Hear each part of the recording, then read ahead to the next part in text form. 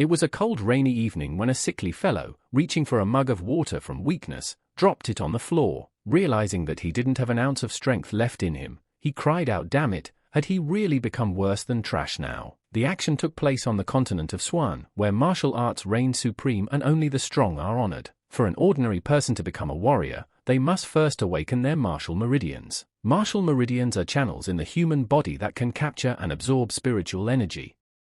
They are the foundation of all warriors. They are able to spread spiritual energy to all parts of the body, giving them the ability to cut rivers with their blade, cause wind and rain, and even crush the heavens themselves. The guy's name is Lu Hao. A month ago he awakened for battle meridians. He is the best disciple of the younger generation of the Lu clan in Chenkouei City. But one day he accidentally discovered that his peer Lu Xiaolin was secretly bullying another student. He couldn't stay away and instinctively stepped in to help the girl. But this was merely a trap by Lu Tuanyun, the clan head of the Lu Tuanyun clan, who pierced through the guy's heart. The head of the Lu Tuanyun clan was Lu Xiaolin's grandfather. As it turned out, they were only jealous of the guy's fast cultivation. They purposely made this spectacle that Lu Hao tried to rape the girl and Lu Xiaolin came to her rescue, and then Lu Hao tried to kill him. They later accused the guy of plotting against the clan members, for which they completely destroyed his battle meridians and banished him from the clan. He had lost all of his battle meridians in a world where power reigned supreme, and whether or not he had any sense to continue living. Looking back at the table next to the bed, the boy found a note from the girl. It said that in 10 years east of the river, a golden scale would turn into a dragon. Also, the girl wrote that she had returned to the Xian sword sect. She said that the guy should pull himself together. This girl was Di, and she was the only one who cared about the guy all this time. Amazingly, she was a disciple of the revered Xian sword sect. She had always told Lu Hao that if he wanted to repay her, then he should just keep living. The guy replied that of course he couldn't give up, he had to keep going. Otherwise, how would Lu Hao be able to take revenge on Lu Xiaoling and Lu Tuanyun? They already all consider him as an enemy. For his safety, he should leave Chenkouei City as soon as possible. However, ever since Lu Hao was banished from the clan, even buying a sword is a luxury for him. But without weapons, leaving the city would be even more risky.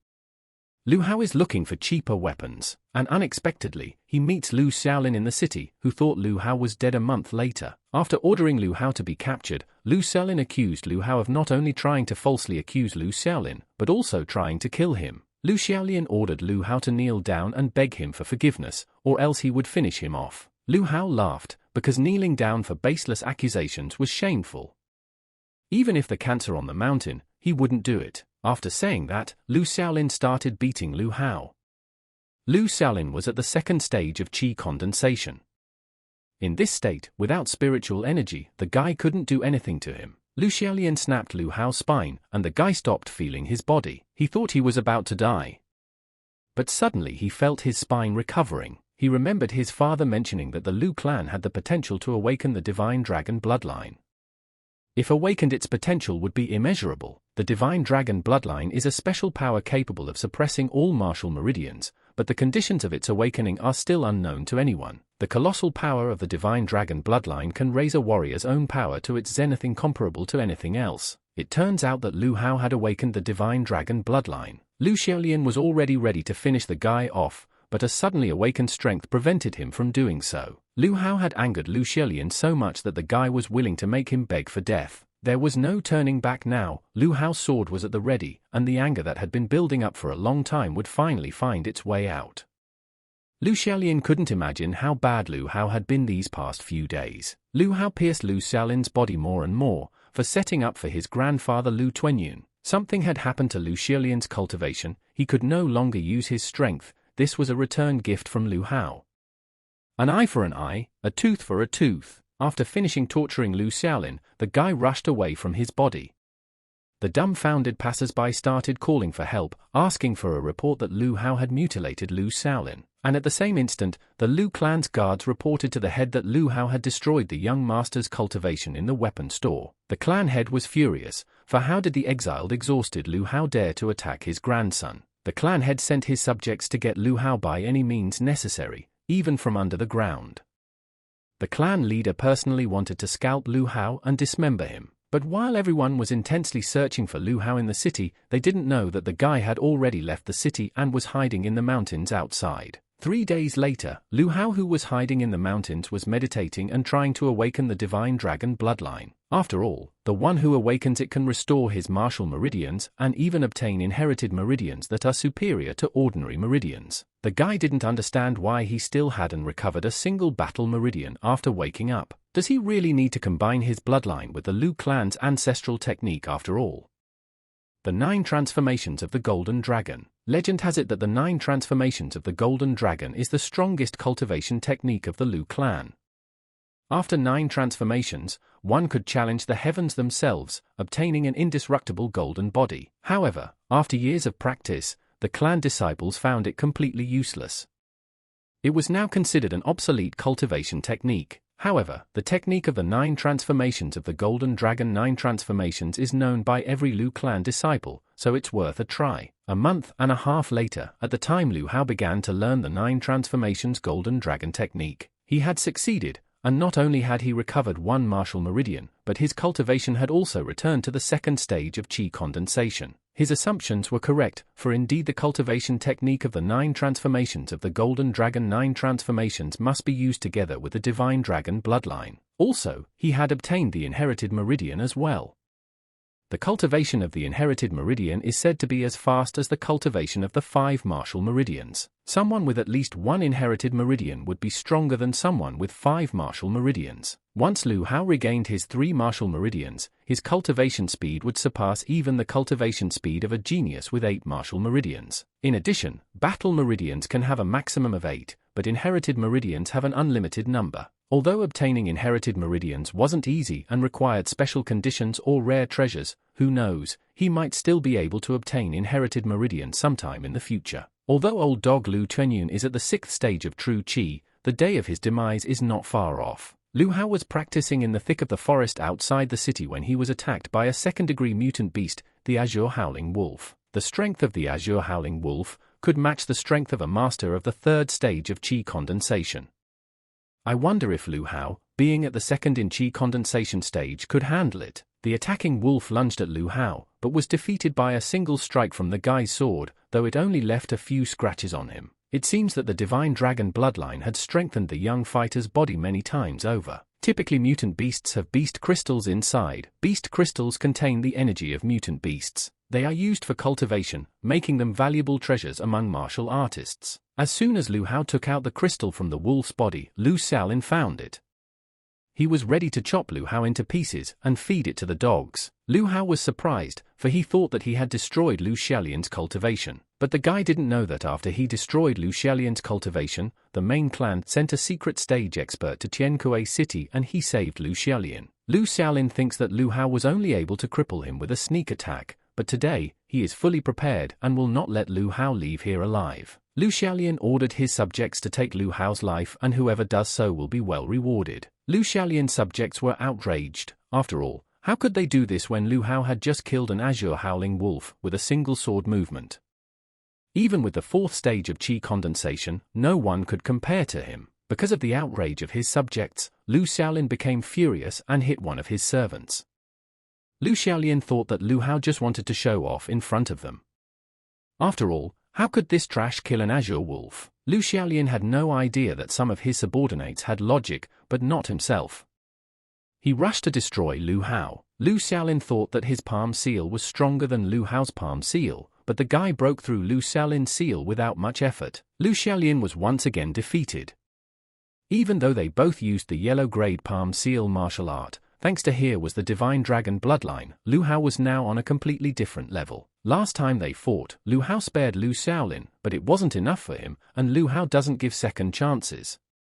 He trampled Lu Xiaolin to pieces. Lu Xiaolin's subjects rushed to apologize to Lu Hao, saying that they were forced and didn't want to touch Lu Hao. The guy spared the Lu clan followers, but on the condition that they must tell Lu Hao about the expert Lu Xiaolin was talking about. The main Lu clan discovered a new fertile land capable of accommodating 100,000 people. Remarkably, they sent a secret stage expert to Tiankuei City. Moreover, they claim that this expert is looking for Lu Hao's parents and wants to prevent him from getting into the main clan. But didn't the parents get killed by mutant beasts on a mission when Lu Hao was still a child? It's not like they can't still be alive. By the way, martial arts have 10 main stages each divided into 9 sub-stages. The main stages are the body hardening stage, the chi condensation stage, the true chi stage, and the holy martial art stage. This is followed by the extreme yellow stage, the extreme profound stage, the extreme earth stage, and the extreme heavenly stage, known as the 4 secret stages. Those who reach the secret stages all become the strongest of the entire continent without exception, although there are also legends of unity stage experts and deity stage experts beyond the 4 secret stages. Lu Hao became even uneasy about this secret stage expert, but since it was related to his parents' death, he should find out everything. He returned to Tiankuei City, the Lu clan manor, where he heard the voices of the Lu clan disciples. They talked about how all the side disciples are trash, including Lu Hao. Even among the side disciples, he's a real trash. Suddenly, the voice of a beautiful girl silenced the Lu clan disciples. This girl was Lu Shuai. She explained that the spiritual energy in Tiankuei City is much weaker than the bountiful lands of our main clan. It is quite natural that it is weaker. Lu Hao was surprised to see Shuai. He didn't expect that she still remembered him. Years ago when Lu Hao was in the main clan, he was the only one who had not awakened the battle meridians. Everyone else thought he was worthless except Shuai. In a conversation between Lu Wu and Lu Zhon, Lu Hao heard that his father had given all his possessions to convince Lu Songxue to give Lu Hao the dragon spirit holy water when he was 6 years old so that he could awaken his battle meridians, but Lu Songxue gave him ordinary water. After learning the truth, Lu Hao's father went to fight the deceiver, but Lu Songxue had more allies.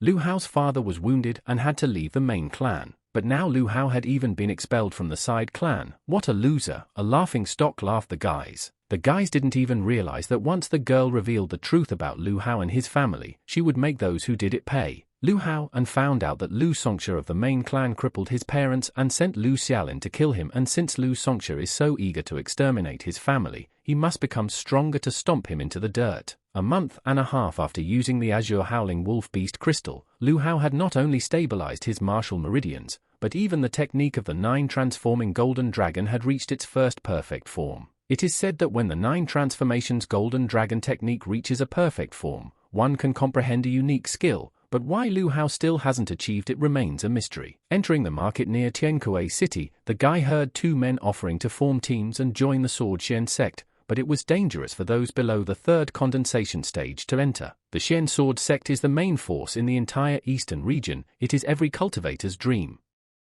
If Lu Hao can enter the Xian Sword sect, not only will he become stronger, but he will also be able to repay Hua Di for saving him. Suddenly, strangers suddenly came up from behind and offered Lu Hao to join their team to enter the Xian Sword sect. After all, the path is quite dangerous, and they need at least 5 people on the team.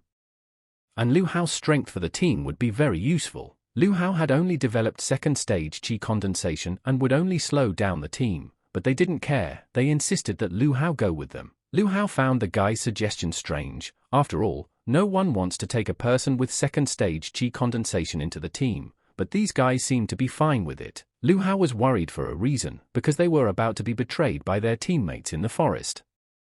When they were about to go to bed, 2 of them attacked their teammate, but it wasn't Lu Hao. The young head of the GU family was the victim, who had mastered the art of ghost shadow at his young age.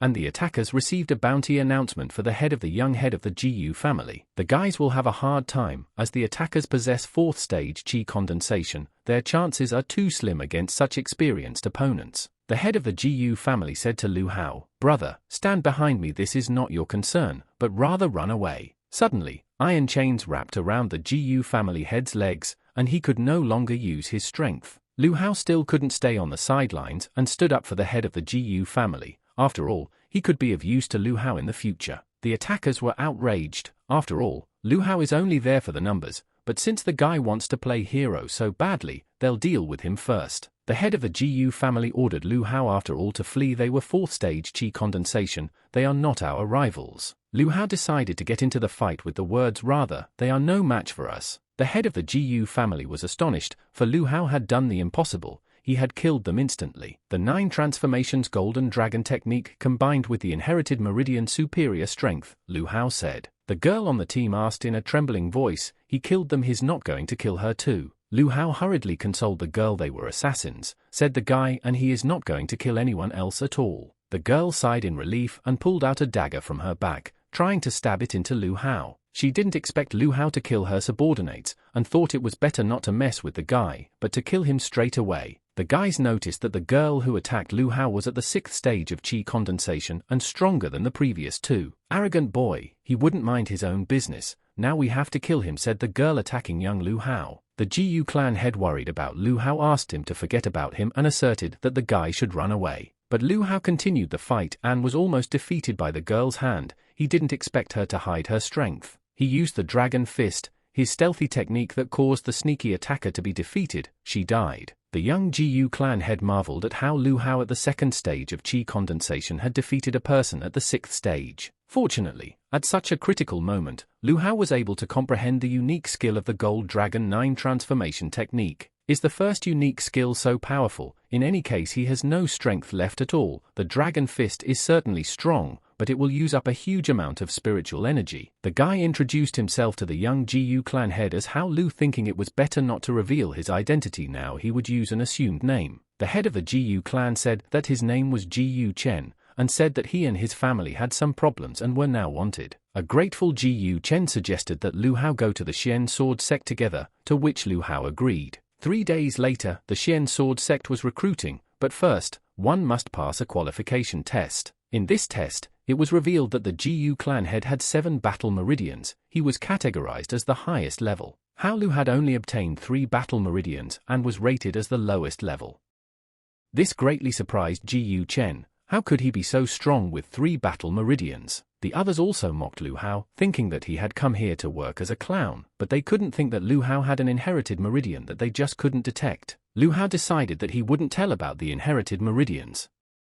It was better to keep it a secret for now. When everyone had passed the qualification test, Sword Sect recruiter Shen announced that the qualification test alone was not enough to join the sect. Now, all 6,000 people must capture a platform for themselves within half an hour and hold it until the end of time to join the Xian Sword Sect. There are only 1,000 platforms. It seemed too cruel to Lu Hao, with 6,000 people competing for 1,000 platforms. But there is no other way out. So, the entrance test sect med part Yuan begins and everyone rushed to the platforms. Jiyu Chen motioned for Lu Hao to occupy the 2 empty platforms in front, each with 1 platform. When Jiyu Chen took his platform, he was immediately attacked, but the experienced Jiyu clan warrior deftly repelled the attack. But there were too many challenges and it would be difficult to hold out for half an hour. Half an hour later, Jiyu Chen had counted 9 opponents, quite an impressive result. I wonder how Hao Lu's progress was. Hao Lu had a much better result. Did everyone think that since he was at the 2nd stage of qi condensation, they would be able to attack him safely? Does Lu Hao look so weak? He defeated more than 5-10 opponents. This is the best result of all. Time is up and there are 1,000 people left on the platform's next test by fire. The trial by fire test will continue until there are 500 people left. The trial by fire test began, all challengers falling from their platforms in a flash. It was unrelentingly hot, and if Jiyu Chen didn't have the 3rd stage of qi condensation, he would have already given up. How is Hao Lu doing? He is only at the 2nd stage of qi condensation. Jiyu Chen hopes that he has not dropped out. Looking at Hao Lu, he saw that the guy was just calmly lying down. How is it possible? How can Hao Lu lie so calmly in this kind of heat? Is he even hot or not? Half an hour later, the trial by fire inspection was over and exactly 500 people remained on the platforms. It was enough. All those who survived became official disciples of the Xian Sword sect. Lu Hao didn't think that with the inherited Meridian and Technique 9 transformation Golden Dragon technique, the introduction would prove to be so simple. As they flew up to the Sword sect, the guys saw that it was huge and very beautiful. Could it really be the Xian Sword sect? Those survivors who were not chosen as inner disciples would remain outside of the Xian Sword sect's territory for now. After 3 months, there will be a competition for inner and outer disciples in the sect. If the disciples devote themselves to training, they will be able to become inner disciples after 3 months. The difference between external and internal disciples is significant. External disciples can only rely on themselves, while inner disciples have renowned mentors, access to various elixirs and treasures, which greatly helps them in cultivation. And it was for this reason that Lu Hao simply had to become an inner disciple. Lu Hao had already become an inner disciple thanks to his 7 martial meridians. In the next 3 months, Lu Hao must work hard to catch up. The Xian Sword sect provided Lu Hao with qi condensation pills. These pills are great for improving cultivation at the qi condensation stage. Lu Hao hurried to his room, opening the door to see his roommate. Perhaps they will get along. Lu Hao's neighbor was scared. He thought that Lu Hao wanted to take away his qi condensation pill. Lu Hao didn't even think about it. He thought that his neighbor was strange. In the morning, senior brother Wu Neng came to ask for gifts from all the newcomers of the Xian Sword sect. Eldest brother Wu Neng is the most influential among the outer disciples, and every year, he takes away the qi condensation pill from all the new disciples. But this time, one of the disciples didn't want to give up his pill, so Wu Neng's older brother decided to take away the pills by force.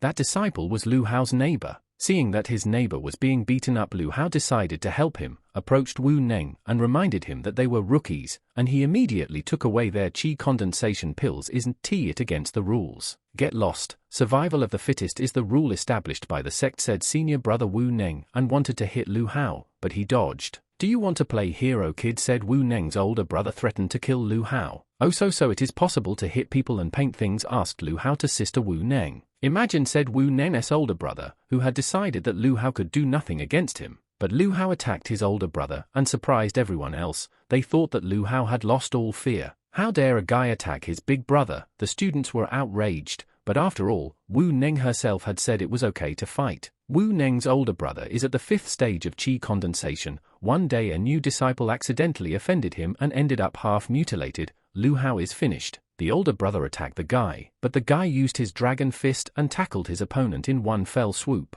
Lu Hao broke his older brother's arm, after which he ordered the rest of the disciples to attack the guy to mutilate him. Lu Hao's indignation was unbounded, because with such skills, they still had the nerve to rob newcomers. With fear, the older brother cowered in a corner.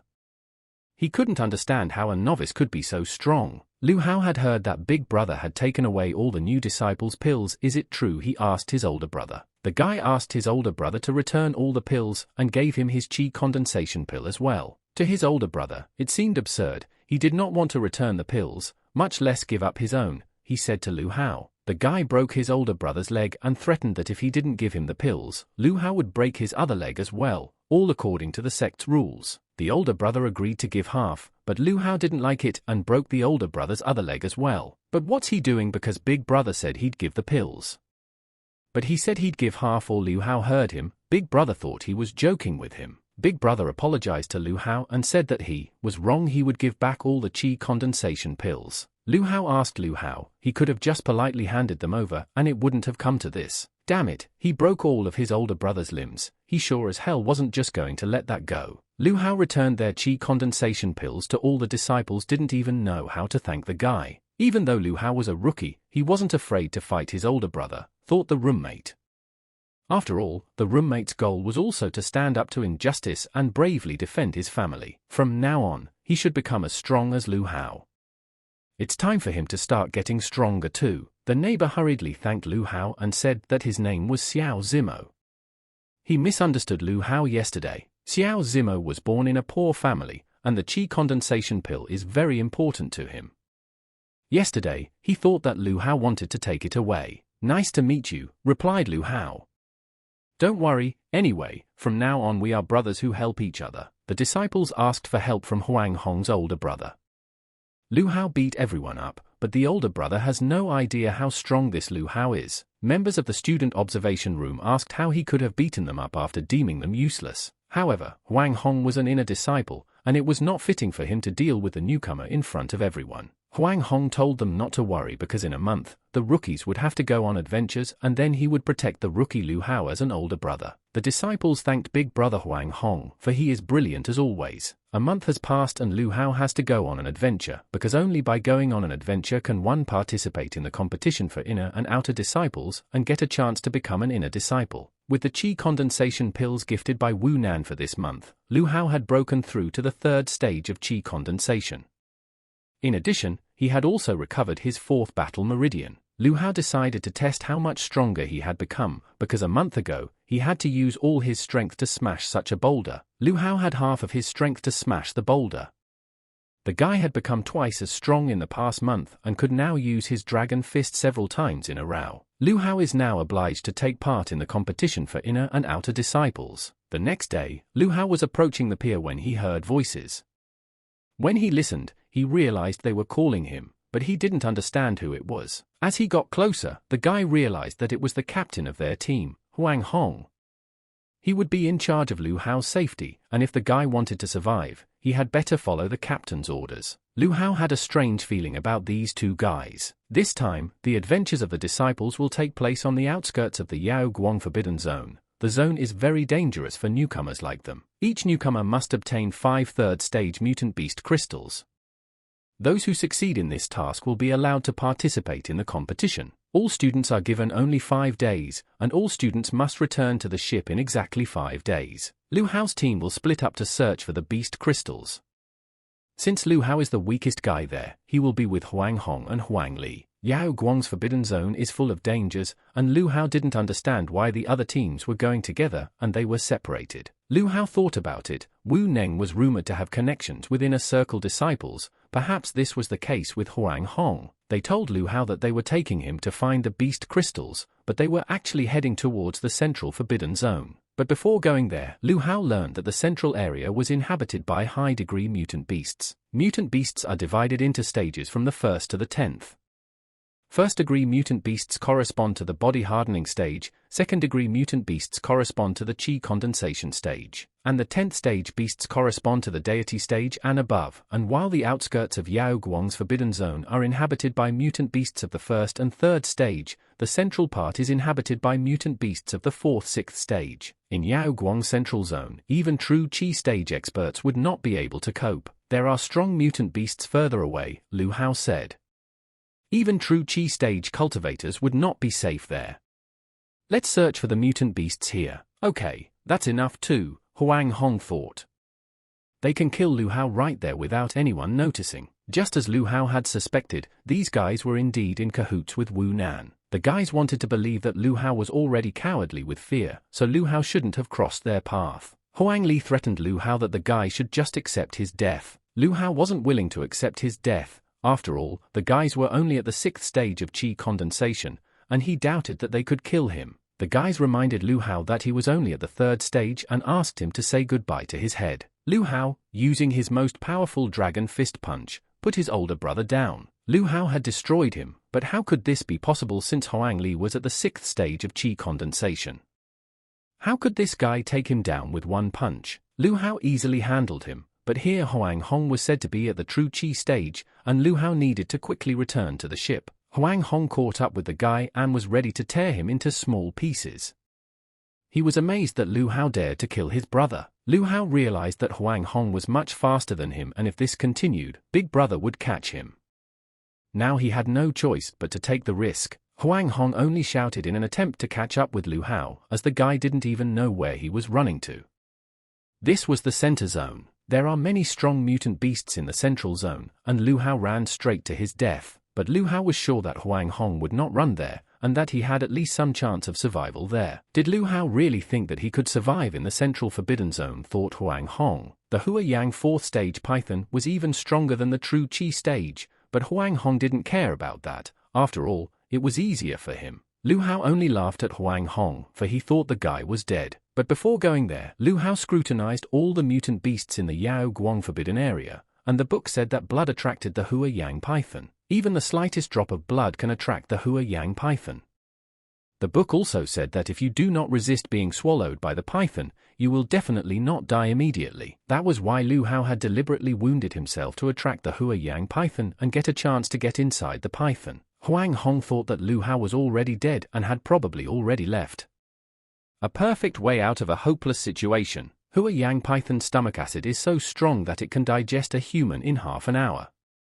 The python is only strong on the outside, the body is soft on the inside. Lu Hao only had to get out of the python's stomach before it was eaten away by the stomach acid. The boy was confident that he would succeed. Lu Hao managed to defeat Hua Yang's python and escape from it alive. Not only did the guy manage to escape from the belly of the Hua Yang python, but he also managed to obtain a 4th-degree beast crystal. He was very lucky. The entire Hua Yang python torso filled with treasures now belonged to Lu Hao. However, the python's corpse is too big and the guy needs to find a place to hide it. Lu Hao noticed a cave with an icy wind blowing from it. Could this be the python's lair, he thought. The guy turned around at the sounds coming from behind him. Oh no, It was the third-degree mutant beasts of the celestial primates. Celestial primates might not be as strong as the Hua-Yang python, but they usually move in groups. Could it be that they were attracted by the python's corpse? Lu Hao realized that there was no escape from them in the forest. There was nothing left for the guy but to run to the python's lair. The celestial primates were close, but suddenly, Lu Hao fell into some kind of hole. After waking up, Lu Hao couldn't believe that he was still alive after such a fall. Looking around, Lu Hao noticed human remains everywhere. He didn't understand why there were so many of them. Maybe it was a battlefield, Lu Hao thought, or perhaps corpses were just being dumped there. Walking a little further, Lu Hao noticed a sword. Picking it up, the guy noticed an inscription of Holy Land.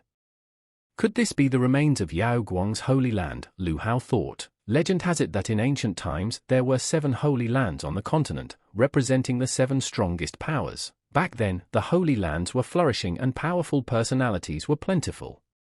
It was a golden age for martial artists. Later, however, an unexplained massacre swept across the continent, and all 7 great holy lands fell. Today, these 7 holy lands have turned into 7 forbidden zones inhabited by various mutant beasts, which is unfortunate. Although these restricted areas are extremely dangerous, there are many incredible treasures to be found in them. But now was not the time to think about treasure. The main thing is to get out of this creepy place as quickly as possible, Lu Hao thought. Looking for a way out, Lu Hao wandered into a room that was completely strewn with earth-veined stones. Everyone knows that earth-veined stone is even more valuable than animal crystals, because it is formed as a result of condensation of extremely pure natural energy. Even a small piece can be sold for thousands of zlotys. In addition, the earth-veined stone can be used not only for cultivation, but also for alchemy and weapon enhancement. Martial artists often risk their lives for these stones. Unfortunately, Lu Hao doesn't have the spatial items to carry much with him. Alright, thought the guy, first we have to find a way out. But suddenly, Lu Hao noticed a light and ran towards it, thinking that there might be a way out. The boy found himself back in some kind of cave. The walls of this cave were decorated with many crystals with the deceased. Perhaps it was a tomb of primordial holy ground. Approaching the crystal that stood in the center of the cave, Lu Hao saw a beautiful girl. She was like a goddess. Looking around, the guy noticed something that looked like a button. Maybe it was left over from Yao Guang's Holy Land. Maybe we should try pressing this button, Lu Hao suddenly thought. After Lu Hao pressed the button, the guy thought he had fallen somewhere again. He didn't realize where he was again, but suddenly he heard someone's voice. It's been over 10,000 years, and finally someone has found this place. That's the same goddess-like woman from that crystal. When a massacre swept through the continent many years ago, this girl took away 90% of all living beings, as well as the existence of the Holy Lands. She had already thought that no one would ever find this place, and she didn't expect to meet Lu Hao today. Since Lu Hao had fallen into the Yao Guang Holy Land's looking glass, it was fate. The girl was ready to give Lu Hao the looking glass control technique and the Yao Guang Holy Land martial chi technique. Lu Hao didn't realize what it was. His head felt like it was exploding. He felt like there was more than just this technique in there. The girl had also transferred a huge amount of other knowledge into the guy's mind. Lu Hao now knows, in front of him is the looking glass of Yao Guang's Holy Land. The Yao Guang Holy Land looking glass is one of the 7 great artifacts of the Shen continent, and it is now under Lu Hao's control. It could gather spiritual energy within the looking glass, making cultivation within it twice as effective. In addition, Lu Hao had also mastered the top-level Holy Land Yao Guang technique of the Yao Guang martial chi technique. Yao Guang's martial chi technique consists of 9 parts, each of which doubles a person's combat power. 9 parts multiplies the power 9 times, but it requires a large expenditure of energy. With the kind of energy Lu Hao had at that moment, he wouldn't be able to activate this technique even once. The Qi Yao Guang martial art technique can be activated using items containing high energy. For example, an earth-veined stone can be used as an energy source for the Qi Yao Guang martial art technique. The effect of multiplying Yao Guang's martial chi technique is shown by the gems on the surface of the looking glass. Of the 9 possible gems, 8 of them were damaged and only 1 was glowing, meaning that Lu Hao could only double his combat power at this moment. To further increase the effect, Lu Hao needs to recover the remaining gems. But the fact that Lu Hao could now freely control the Yao Guang Holy Land looking glass as a spatial artifact was simply unbelievable. This guy is extremely lucky. Thank you for the admonishment, beautiful lady, Lu Hao said. The boy will be grateful to the girl for the rest of his life. The girl didn't need words of thanks, she only asked the guy to keep the place a secret. Now Lu Hao could move freely from and to the looking glass. Looks like the girl was a powerful person of the ancient era, Lu Hao thought, and to obtain such an artifact is a chance that comes once in 1,000 years. Now that Lu Hao has a looking glass, the guy can achieve a lot. The Yao Guang Holy Land's looking glass is a huge space where Lu Hao can place any object there. In other words, the looking glass can be used as a warehouse for storing things. This is amazing, said Lu Hao. Now with so many earth-veined stones, the guy will become fabulously rich. For over an hour now, the guy had been in the looking glass and was excited to be able to buy whatever he wanted. Even if Lu Hao were to use the earth-veined stones as an energy source for the Qi Yao Guang martial art technique, they would be enough for a long time. For days later, Lu Hao was still able to get out of that huge cave. It took a long time for the guy to find his way out. All this time, the celestial primates were waiting for Lu Hao to come out of the cave to massacre the guy. After attacking the guy, the celestial primates were shocked that Lu Hao wasn't the least bit scared. The celestial primates ran after Lu Hao like mad, but for some reason, they never attacked. Lu Hao might have been prey for the celestial primates a few days ago, but now he had become a hunter himself. Well, it was time for Lu Hao to try out Yao Guang's martial chi technique along with the dragon fist. Lu Hao enjoyed it, but at the same time, it seemed heartbreaking. Yao Guang's martial chi technique consumed too much energy. Lu Hao had only used it once and had already used up tens of thousands of gold worth of earth-veined stones. 10,000 times in one hit. Looks like we gotta get this over with quicker, the guy thought. Feeling that their end was near, the celestial primates tried to run away from Lu Hao, but the guy caught up with them and killed every last one of them. Well, at least he got a lot of third-degree mutant beast crystals, Lu Hao thought, but it cost the guy over 100,000 gold. However, compared to the total number of earth-veined stones in the looking glass, this is just a drop in the ocean. Time was already running out, and it was already time for Lu Hao to go back and surprise Huang Hong. Time is up, and each team leader must report casualties. The older brothers began to report, and almost every team was doing well. There were wounded, but no one was killed. Suddenly, Huang Hong said that Lu Hao's junior apprentice on his team had died. The guy didn't listen to Huang Hong and entered the central restricted area just like Huang Li. The disciples couldn't believe their ears as Lu Hao could enter the central forbidden zone because it would be certain death. Huang Hong deliberately left Lu Hao in the restricted area and blamed Lu Hao for the guy allegedly walking in there by himself. Lu Hao barely survived. Huang Hong's older brother was shocked to see Lu Hao standing in front of him. After all, Huang Hong was sure that the guy had been eaten by Hua Yang's python. The more Huang Hong wishes Lu Hao dead, the more the guy wants to strangle him. Lu Hao knew that even if he blamed Huang Hong for everything now, it would be useless. But Lu Hao would not miss the opportunity to repay Huang Hong in the future. Huang Hong was angry for not being able to finish off Lu Hao in the restricted area. After all, when they returned to the sect, it would be more difficult to do so. Great, since Lu Hao had returned, the elder began to check the beast crystals collected by the disciples. Elder reduced the requirements to 3 crystals. Someone with less than 3 stage 3 mutant beast crystals would not be able to participate in the competition for inner and outer disciples. The students were glad that the requirements had been reduced, as almost every one of them had 3 crystals. Huang Hong thought that Lu Hao absolutely did not have any beast crystals. Hence, the guy wouldn't be able to enter the competition, would remain an outer disciple, and Huang Han would still have plenty of opportunities to get rid of Lu Hao. Lu Hao held out his sack and announced that he had obtained 23rd-degree beast crystals. How could this be possible? Huang Hong was indignant.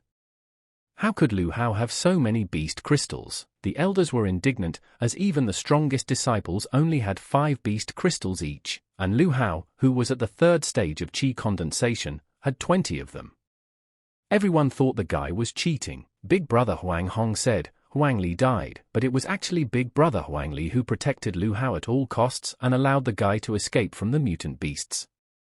That was when Lu Hao obtained the crystals. When Huang Li's older brother was surrounded by mutants, his last wish was for Lu Hao to live for him. Thanks to the sacrifice of Huang Li's older brother, all the beast crystals went to Lu Hao. The disciples did not expect the story of these beast crystals to be so touching, and everyone cried except Huang Hong. Huang Hong cursed Lu Hao, because the guy had used lies against his elder brother. The foreman announced the first place winner, and of course, it was Lu Hao. Lu Hao was the first disciple to return alive from the central part of the Forbidden Zone, and all the disciples were delighted with the guy. After returning to the Xian Sword sect, Lu Hao immediately headed towards Xiao Zimo, the guy was interested in how his situation was. After all, Xiao Zimo felt that he didn't have enough strength and decided to stay in the sect to cultivate further. Wu Neng attacked Xiao Zimo, telling him that Lu Hao had died in Yao Guang's forbidden zone. Wu Neng persistently asked the guy to give him the qi condensation pill. Xiao Zimo didn't believe Lu Hao's death. After all, it was impossible. In fact, he promised Lu Hao that he would never give up. Wu Neng seems to want to exchange real fighting strength, Lu Hao thought, and grabbed Wu Neng's hand. Wu Neng didn't understand what was going on, or who this guy who grabbed his hand was. Wu Neng couldn't believe his eyes, for Lu Hao was alive and standing right in front of him. But how is that possible, Wu Neng thought. Huang Hong swore that Lu Hao was no longer alive. Next time, instead of teaching real fighting techniques, Zimo, you better teach me, Lu Hao said. Lu Hao thanked Wu Neng, saying that it was a great equal experience. Lu Hao praised Zimo for the guy not giving up, but Zimo didn't give up only because of Lu Hao. Just amazingly, in these 10 days, Lu Hao had absorbed the 4th-degree beast crystals from the Hua Yang python in the looking glass and broke through to the 4th stage of qi condensation. Plus, Lu Hao had recovered 2 more meridians.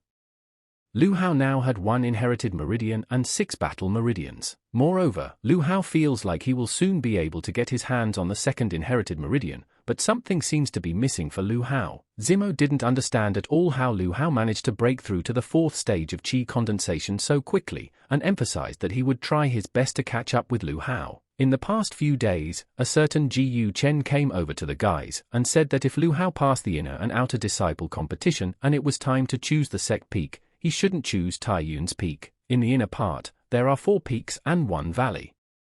Feixing Peak, Haoyu Peak, Taiyun Peak, Shenzhen Peak and Dan Alchemy Valley. Every disciple who enters the inner sect must choose one of these 5 basic powers. With the exception of the Valley of Alchemy Dan, which specializes in alchemy, the rest of the peaks are mostly involved in martial arts, and each peak has its own heritage. No matter which peak students choose, everyone has the potential to become a strong martial artist. Even though all 4 peaks are strong, Ji Yu Chen insists that Lu Hao does not choose the Taiyun peak. Lu Hao still managed to gather some information about everything that was going on. Among the 4 peaks and 1 valley in the Lu Hao sect, there are many interesting stories. It is said that other peaks are fine and full of disciples, but on Taiyun Peak, the legacy belongs to only 2 people: 1st Peak Master Xiong Wenti and 2nd disciple Mo Feifang. It was said that Mo Feifang had once been a disciple of the sect leader and had reached the extreme yellow stage.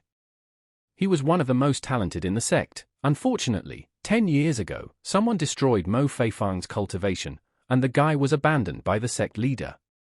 Mo Feifang only had to leave Shenzhen Peak for Taiyun Peak. Being with shattered meridians is hard. Lu Hao went through it too. Therefore, Lu Hao offered his help to his older brother Mo Feifang, but Mo Feifang refused and ordered Lu Hao to stay away. Mo Feifang's cultivation has been destroyed, so it's very difficult for the guy to lift weights. Lu Hao feels that he should help. Lifting the bags, Lu Hao was shocked at how heavy they were. Lu Hao could barely hold a bag at the 4th stage of qi condensation. How can Mo Feifang hold these bags without any cultivation? Mo Feifang noticed that Lu Hao was having a hard time lifting the sack and asked him to bring the sack back. One disciple had already tried to help and ended up breaking his backbone. There is no problem at all, big brother Mo Feifang. I can handle it, said Lu Hao. The other disciples couldn't even lift these bags, but Lu Hao even runs with them. Thanks kid, said Mo Feifang, but you'll have to compensate for the damaged steps. Lu Hao could not even imagine how Mo Feifang without cultivation could calmly carry these bags up the mountain. Lu Hao was so tired that he decided to go to the sect market and buy some ointment. I expected more from the Lu Hao market, but it looks like they're just selling garbage. Suddenly, Lu Hao noticed a divine dragon blood stone. Even as a child, Lu Hao had learned that this stone came from ancient ruins. The stone could awaken the energy in a person's body. Perhaps the stone would help Lu Hao obtain the 2nd inherited meridian. Lu Hao thought that the stone was only worth 1 gold, but the seller stated that the price of the stone was 100 gold. Having the nerve to sell a useless stone for 100 gold pieces, Lu Hao said, and the seller chased him away. Suddenly, Shuai suddenly appeared out of nowhere and handed the vendor a bag of money and bought a divine stone for Lu Hao and said goodbye. It's been so many years, how can Shuai still remember? Lu Hao thought. Shuai didn't come from the Lu clan. Lu Hao's parents had found Shuai during an outing. Besides his parents, Shuai is the only person Lu Hao can call his family. As a child, Shuai spent a lot of time with Lu Hao's brother, so Shuai is sure it's him, but Lu Hao doesn't seem to want to reveal his identity. Lu Hao must have a reason for this. For this reason, Shui made the decision to pretend not to know Lu Hao. In the Sword Clan Mountains, Xian Lu Hao had successfully absorbed the Dragon Blood Divine Stone. Lu Hao could now easily break through to the 9th stage of Qi condensation. Lu Hao similarly obtained the 2nd inherited meridian. Along with this, the 9 transformations Golden Dragon technique reached the 2nd level. It's probably twice as strong as the Dragon Fist, and with this, Lu Hao should definitely pass the inner and outer disciples competition. On the way to the dormitory, Lu Hao bought something tasty for Zimo. Walking into their room, Lu Hao saw Zimo lying unconscious on the floor. Lu Hao tried to bring Zimo to his senses for a long time, but then realized it was useless. Zimo is gone. While Lu Hao is at the Xian Sword Sect market, the disciples from the Disciple Observation Hall came and beat up Zimo. Lu Hao was puzzled as to why Zimo was killed. After all, he hadn't committed any crime. The disciples heard the conversation of the people in the Disciple Observation Hall, who said that Zimo had forcibly taken away the Qi condensation pill from Wu Neng. Lu Hao couldn't understand how the people in the hall could believe that someone as kind as Zimo could forcefully take away a Qi condensation pill from someone. After asking his disciples to bury Zimo, Lu Hao moved towards the Disciple Observation Hall. Upon reaching the Disciple Observation Hall, Lu Hao met 2 guys at the door. Lu Hao decided to ask the guys if they had seen Xiao Zimo. One of the guys replied that they had and laughed. Zimo had been in the hall not long ago. When Zimo was beaten up, he was shivering in fear. The guy said that Zimo's death was funny and laughed out loud. Lu Hao punished the guys for their long tongues and made his way to the student observation room. The elders were greatly angered by what was happening in the hall. Apparently, Lu Hao had completely lost his fear and didn't realize where he was. Lu Hao knew exactly what this place was, and it looked like this was the last day of this hall's existence, because Lu Hao was determined to destroy the Disciple Observation Hall at any cost. Lu Hao's revenge today was so sweet, Wu Neng thought, because the people who killed Zimo had come up with such absurd accusations. Upon entering the room where Wu Neng was, Lu Hao immediately clung to Wu Neng. Wu Neng realized that Lu Hao had come from behind Zimo and begged for mercy, claiming that Zimo's death had nothing to do with Wu Neng. Lu Hao didn't believe any of Wu Neng's words, seeing them as mere excuses, and decided to end it. How could Lu Hao think that Wu Neng could have ordered the Disciple Observation Hall to kill Zimo? After all, the order to kill him came from Huang Hong. Lu Hao had probably forgotten that he had once crossed Huang Hong's path, and Huang Hong was clearly not the type to forgive such a thing. To prevent Lu Hao from taking revenge in the future, Huang Hong deliberately made him kill Xiao Zimo to provoke Lu Hao. Huang Hong didn't expect at all that Lu Hao would dare to cause such chaos in the observation room. Now Huang Hong had a reason to kill Lu Hao. What had this Lu Hao hoped for when he came to the Disciple Observation Hall? Already unconscious, Lu Hao began to see the night in front of him before he set off on his adventure. Zimo kept Lu Hao awake. That night, Lu Hao didn't understand why Zimo wasn't sleeping, for Zimo didn't want to go on an adventure. But Zimo had no choice, he had to try hard because his family is very poor. At home, his grandfather and younger sister are waiting for him, and in order to provide his family with a bright future and a good life, Zimo had to persevere despite his tiredness. Since Lu Hao had taught Zimo not to give up, Zimo decided that he should help Lu Hao hold out a little longer no matter what. Yes, at first, it was Zimo who kept Lu Hao up at night, forcing him to study. It was this that allowed Lu Hao to survive in Yao Guang's forbidden zone using the knowledge he had gained. But Zimo taught Lu Hao more than just knowledge. The guy also taught Lu Hao not to give up no matter what. Lu Hao accused Huang Hong of using his power to kill as the head of the Disciple Observation Hall. Even if it turned out to be Lu Hao's demise, the guy swore that he would take Huang Hong with him. Huang Hong didn't understand how Lu Hao could move calmly after his attacks. It seems like Lu Hao has only gotten stronger, Huang Hong thought. This is far from over. Lu Hao intends to make Huang Hong pay for Zimo's life. What kind of strength is this? Huang Hong thought. How could someone at the Qi condensation stage be stronger than him? Huang Yu, the elder of the Xian Sword Sect and part-time uncle of Huang Hong, was astonished that Lu Hao had created chaos for no reason and was planning an assassination in a public place. Does the guy not respect the rules of the Xian Sword Sect? The elder used the Qi field to disarm Lu Hao. Righteous Qi could only be used at the true Qi stage and above. This is when a martial artist channels his internal energy, compresses it, and uses it to increase the power of his strikes, whether they be punches or weapons. However, the Qi field is a skill that can only be used at the Saint martial arts stage and above. It is when a master releases a significant amount of his chi, an invisible energy field is formed, which is used to suppress opponents with a lower cultivation stage. So this person is a saint martial arts stage expert, Lu Hao thought. The elder of the Xian sword sect was told that Lu Hao had made a commotion in the disciple observation hall, and the elder immediately came over. Lu Hao should know that according to the sect's rules, killing a person within the sect carries the death penalty. The older brothers were surprised that the pledge had killed someone from the student observation hall. Well, Lu Hao, scared, Huang Hong said. Dared to cause chaos in the disciple observation hall, finally he will die. But Hao Lu wasn't scared since he entered the disciples' observation hall. The guy thought that Hao Lu wasn't ready to die since he was afraid, but he was wrong. Lu Hao asked everyone to listen to him and told them that Huang Hong had ordered his subordinates to unjustly kill his roommate, Xiao Zimo. If Lu Hao should die for killing someone, then Huang Hong should be sentenced to death. And if everyone doesn't believe that Lu Hao's neighbor died because of Huang Hong, then many outer sect disciples can confirm it. Huang Hong's uncle told him to keep his future affairs clean and leave no clues. He can't help Huang Hong forever. It is true Huang Hong also committed murder. According to the sect rules, Huang Hong must be punished, said the other disciples. This kid wants to drag his nephew along with him, thought Huang Hong's uncle. Since both sides are guilty, according to cult rules, one of the guys has to die. Why don't the two of them have a duel to the death and see whose truth is stronger? In a duel to the death, only one of the guys can survive. The survivor will be charged with whatever the guys say. Great Lu Hao will be able to openly kill Huang Hong in front of everyone. He couldn't wish for anything more. All right then. In 3 days, the boys will meet in the arena of death to see who survives. Huang Hong began to beg his uncle not to do this. He thought that he couldn't defeat Lu Hao. Shut up, said Uncle Huang Hoon, or if he didn't do it they would both die. The uncle promised the kid he'd help him take down Lu Hao. And the kid has nothing to fear. After that, the news of the death match between rookie Hao Lu and inner sect disciple Huang Hong spread throughout the sect. Everyone thinks that newcomer Hao Lu has no chance.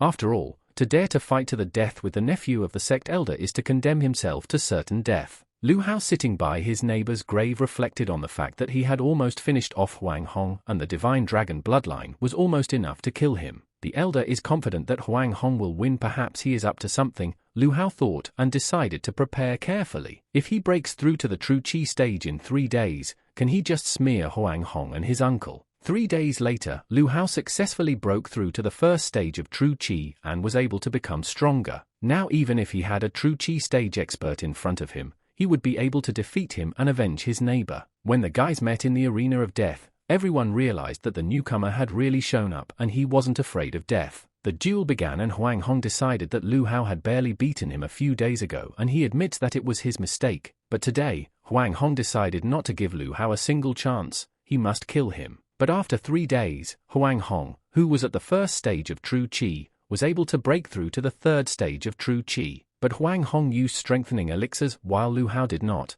and how did he only have the courage to come to the arena of death? If one can still defeat the 1st stage of true Qi at the Qi condensation stage, then the 3rd stage of true Chain has no chance. When the fight started, Huang Hong used the ghost strike and sent Lu Hao to his buddy.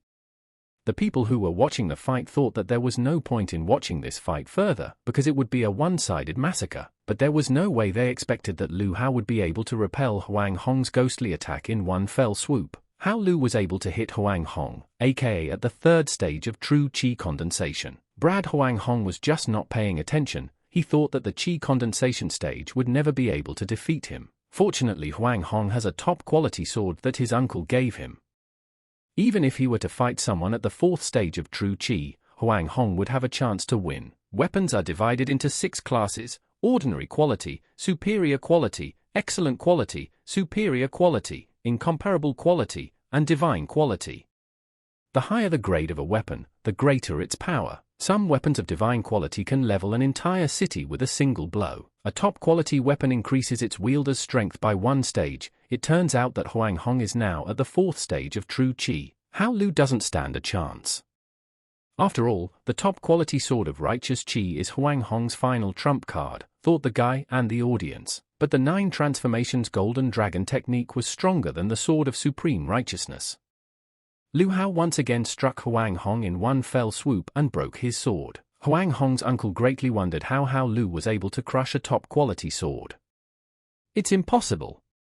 How could Hao Lu be stronger than Huang Hong with a top-quality sword? Impossible. Surely Hao Lu must be using some kind of strengthening elixir, otherwise how could someone at the qi condensation stage be so strong, shrieked Huang Hong's uncle. But who said Lu Hao is at the qi condensation stage? After all, he is already at the true qi stage. How could Hao Lu break through to the true qi stage since 3 days ago he was at the condensation stage? Surprised everyone watching the fight. The 9 transformations golden dragon technique strengthens the physical defense as Lu Hao's cultivation stage increases.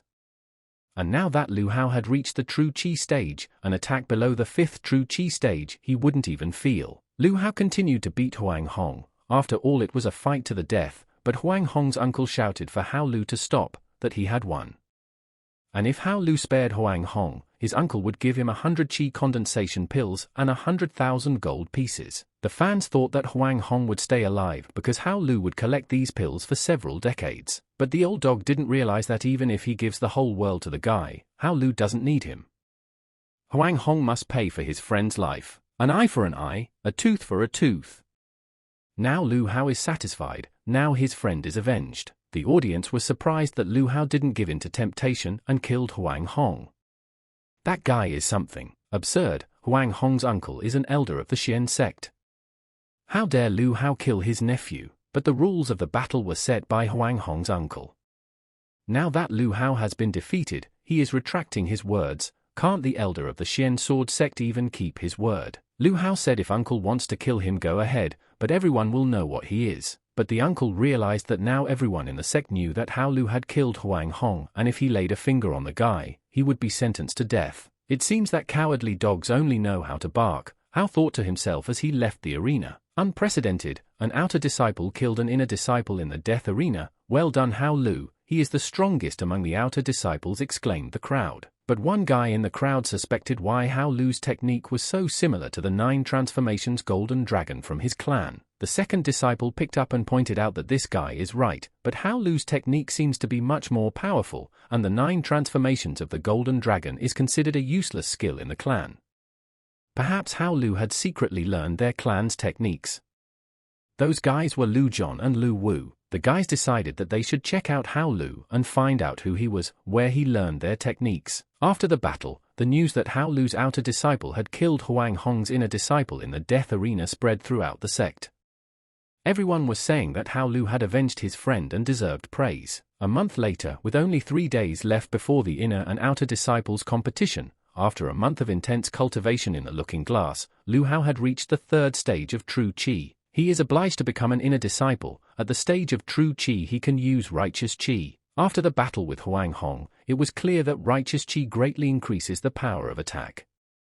But unfortunately Lu Hao is the only one of the outer disciples who has reached the true qi stage, and no one here can teach him how to use righteous qi. It looked like Lu Hao would only be able to learn all of this when he became an inner disciple. Meanwhile, Lu Wu had gotten close to Lu Hao and asked him where that scumbag had been hiding for the past month, thus insulting Lu Hao. But Lu Hao recognized the guy as an old acquaintance. He asked Lu Wu who he was and what he wanted from Lu Hao, trying to hide who he was. Lu Wu said that he saw Hao Lu use his clan's technique in the battle with Huang Hong, and accused Hao Lu of stealing his clan's technique. Lu Wu advised Lu Hao to immediately hand over the technique or else he would break Lu Hao's legs. But Lu Hao refused Lu Wu and said that he doesn't know what the guy is talking about. Luckily Lu Hao has lived away from the main clan for very many years and Lu Wu doesn't know who he is. But Lu Wu didn't believe his words and told the guy not to pretend, or else he would have to do more than just break his legs. Lu Wu used righteous qi, which surprised and alarmed Hao Lu,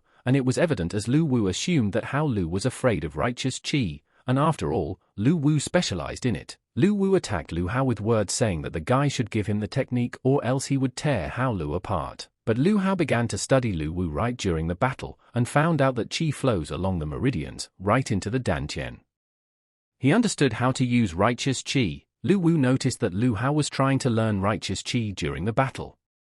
Lu Wu intends to teach Lu Hao righteous qi well. But it seems that Lu Hao has already learned righteous qi and wants to try it already soon. Ji Yu Chen, who heard that Lu Wu had attacked Lu Hao, rushed over to separate the guys. But when they arrived at the battle site, they noticed that Lu Wu and Lu Hao were still continuing the battle. Ji Chen had been in the inner sect for a long time, so he had a good understanding of how strong inner disciples were. The inner disciples are not only talented, but also have access to the resources of the sect, and are similarly trained by renowned masters. And that was the reason why the young Ji clan head was worried that Lu Hao didn't stand a chance. Lu Wu is at the 5th stage of true Qi still and specializes in righteous Qi, which is why no one would mess with him. Lu Hao is only an outer disciple, so Ji Chen hoped that he would be fine. The young Ji clan head warned Lu Wu not to dare touch Lu Hao. Noticing that Lu Hao had defeated Lu Wu, who was at the 5th stage of true Qi, Ji Chen couldn't believe his eyes. The guys were even more surprised when they learned that Lu Hao had not only been able to defeat Lu Wu, but had also studied righteous Qi in parallel. This is not possible, Ji Chen thought to himself.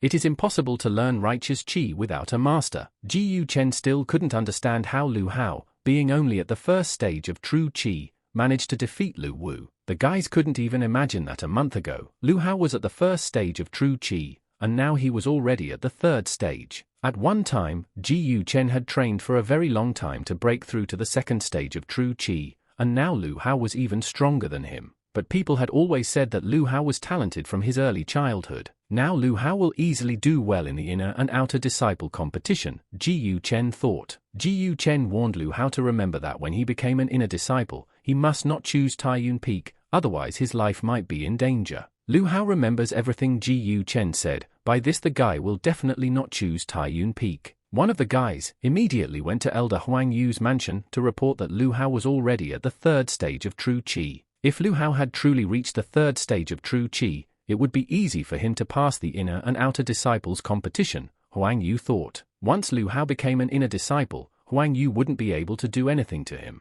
Huang Yu ordered the guy to go to the assassin temple and find him an assassin possessing a 5th level true Qi. Huang Yu wants the assassin from the assassin temple to pretend to be an outer disciple and finish off Lu Hao right at the competition. You can't give Lu Hao even the slightest chance to pass the inner and outer disciple competition, Huang Yu thought. 3 days later, the internal and external disciples competitions began. As in previous years, the competition will still take the form of an arena fight. The student who is chosen first stands in the arena and waits to be challenged by the other students. Whoever successfully defeats a student standing in the arena becomes a new challenger and waits to be challenged by other students. At the end of the competition, the 50 people with the best scores qualify to become internal apprentices. Huang Yu, as the elder, announces that the inner and outer disciples competition will begin. There were a lot of people underneath each arena, but there was no one near Lu Hao's arena. It seems that Lu Hao has become too famous and now no one wants to challenge him to a fight. Suddenly, a guy in a black cloak came out from somewhere and declared his desire to challenge Lu Hao. The disciples didn't expect that anyone would dare to challenge Lu Hao,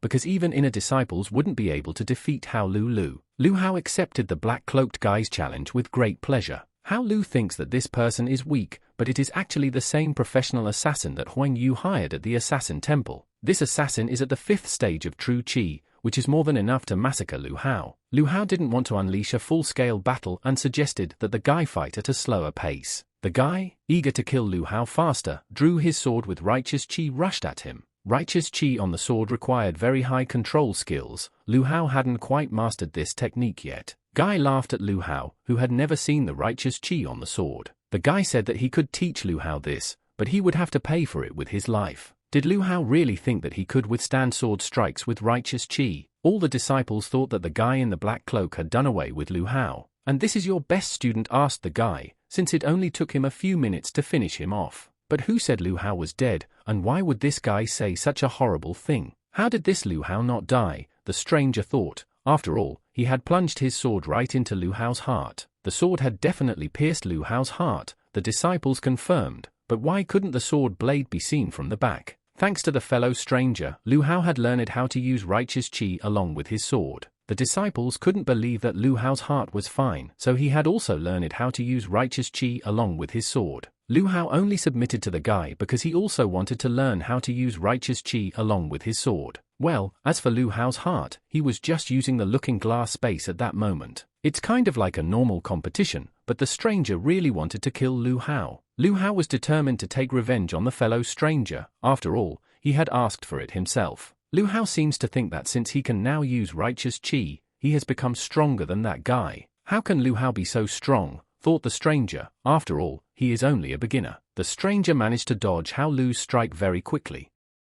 What kind of skill is this? It's an instant void technique that is only used in the assassin's temple. One of the elders realized that this guy was from the killer temple and ordered him to be caught immediately. If the killer kept fighting, he'd be dead.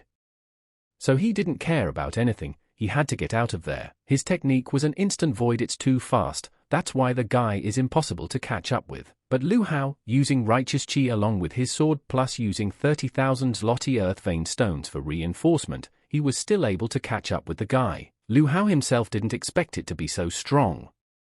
At least Lu Hao didn't waste 30,000 worth of earth vein stones. Meanwhile, while all the disciples were admiring Lu Hao's new achievements and considered him as the god of the outer disciples, one of the elders gave orders to notify everyone that the Xian Sword sect had been attacked by an assassin temple, and to immediately find out how this assassin had infiltrated the sect. Fortunately, the assassin is dead, Huang Yu thought, and there is no evidence that he had anything to do with it. But even the assassin couldn't kill Lu Hao.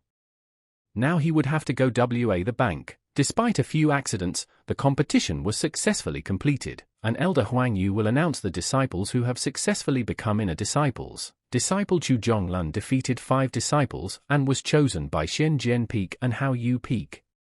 He could choose one of the two. Disciple Li Xin defeated the 4 disciples and was selected by Fei Xing Peak and Alchemy Dan Valley. It's finally over, Lu Hao thought, and he was very curious about the peaks that had chosen him. Hao Lu's disciple has defeated 1 assassin and is not selected by any peak, so he remains an outer disciple, Huang Yu stated. But Lu Hao thought that he had done well in the competition. Why wasn't he chosen? Grading was always based on the number of people a disciple defeated. And Lu Hao had only defeated 1 person, so he didn't give up on anyone. The disciples began to resent that it wasn't fair. After all, they considered Lu Hao a genius who had defeated a murderer. All of the sect elders had been bribed by Huang Yu, so he was sure that no one would choose Lu Hao, and now he would have the opportunity to kill Lu Hao. But suddenly, Peak Taiyun said that he was quite willing to accept Hao Lu into their lineup. Taiyun Peak hasn't accepted any new disciples for years.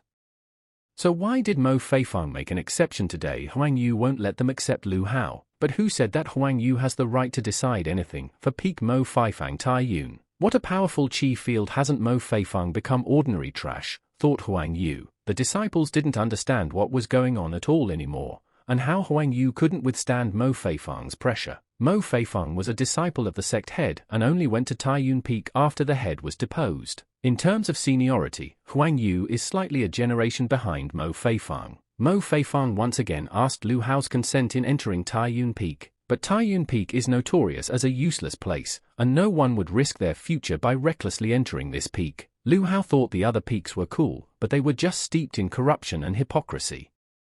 Only Taiyun Peak can be trusted, Lu Hao said, and agreed to join. The disciples couldn't believe that the strongest rookie Lu Hao had accepted an invitation from the most useless peak Taiyun. From now on, Hao Lu is a disciple at Taiyun Peak, Mo Feifang declared, and any mongrels he recommends don't touch his comrade. Now it will be almost impossible to kill Hao Lu anymore, Huang Yu thought. But Peak Taiyun is the worst in the Xian Sword sect, and Huang Yu will be curious to see what kind of scum Lu Hao will become in the future. After reaching Taiyun Peak, Mo Feifang hurriedly introduced Lu Hao to Peak Master Xian Wentian. Ji Yu Chen had repeatedly warned Hao Lu not to choose Taiyun Peak, but in the end, he had joined him specifically. But in any case, it was better for Lu Hao than remaining an outer disciple. Lu Hao hurriedly asked the master to give him some sort of training program. But Elder Xian Wentian decided to send Lu Hao to work on the farm for him. Lu Hao had tried so hard to enter the inner sect, thinking that he could enjoy the scenery there, but he ended up being forced to weed. However, after becoming an inner disciple, Lu Hao learned about a system only available to inner disciples. Disciples of the inner sect can perform sect tasks to gain contribution points. For example, now that Lu Hao was farming at Taiyun Peak, he could get 10 contribution points. And if you accumulate enough contribution points, you can go to the library to exchange them for techs or whatever. However, one skill would be worth at least a few thousand contribution points, Lu Hao thought. And how much Lu Hao would have to save up contribution points by farming? Suddenly, the elders from the inner sect came and asked Lu Hao to give them his glasses or else they would break his legs. Again, the elders are trying to steal contribution points from the newcomer, Lu Hao thought. But by the way, the sect allows you to take away contribution points from others. The elders thought that Lu Hao was just a little stronger than the outer scum, so they decided to show him their strength. But not so, because according to Lu Hao, it was the older ones who should share contribution points with the younger ones. After taking down all the seniors, Lu Hao borrowed their own contribution points from the seniors. Suddenly, Lu Hao had 4,000 contribution points in one fell swoop.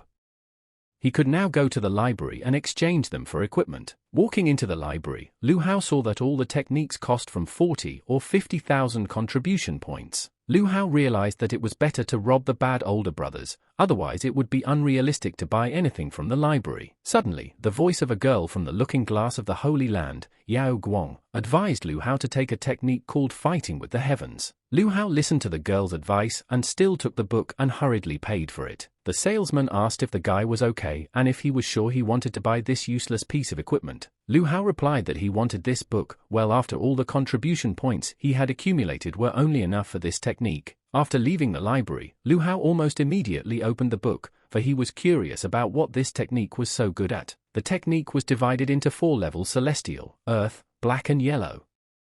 Each level is divided into 3 more sublevels: higher, middle and lower. Legend has it that the heavenly level can destroy the heavens themselves, the weakest being the yellow level. But that doesn't mean that this technique is useless at the beginning level. The peculiarity of the heaven fighting technique is that this technique can be improved. Heaven fighting is a movement technique used to increase speed. As long as Hao Lu has plenty of earth vein stones, he can use them to improve this technique. At the initial levels, Lu Hao will be able to move at 100 times his normal speed. And at the final levels, Lu Hao will be able to fly. After closing the book, Lu Hao noticed 2 guys hitting on a girl with a proposal.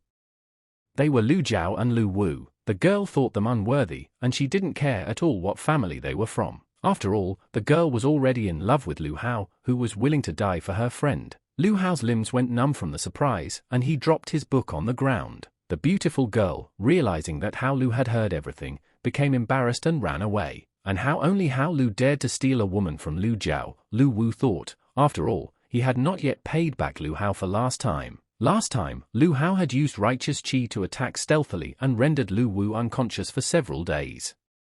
It's time for payback, Lu Wu thought. Lu Hao still had a lot of things to do, so he knocked out Lu Wu with one punch. Lu Zhon was very angry at Lu Hao. After all, the guy dared to touch his brother. Lu Zhon is at the 6th stage of true qi. He is much stronger than Lu Wu, and it looks like Hao Lu is definitely screwed now. But who did this Lu Zhon think he was, and who gave him the right to threaten Lu Hao in the first place? Lu Hao didn't care who Lu Zhon was or what family he was from, and since he wasn't from the Xian Sword sect, Lu Hao could finish him off right there. Since Lu Hao thinks he is so strong, the boy's older brother, Lu Wei, will return from the mission in 10 days.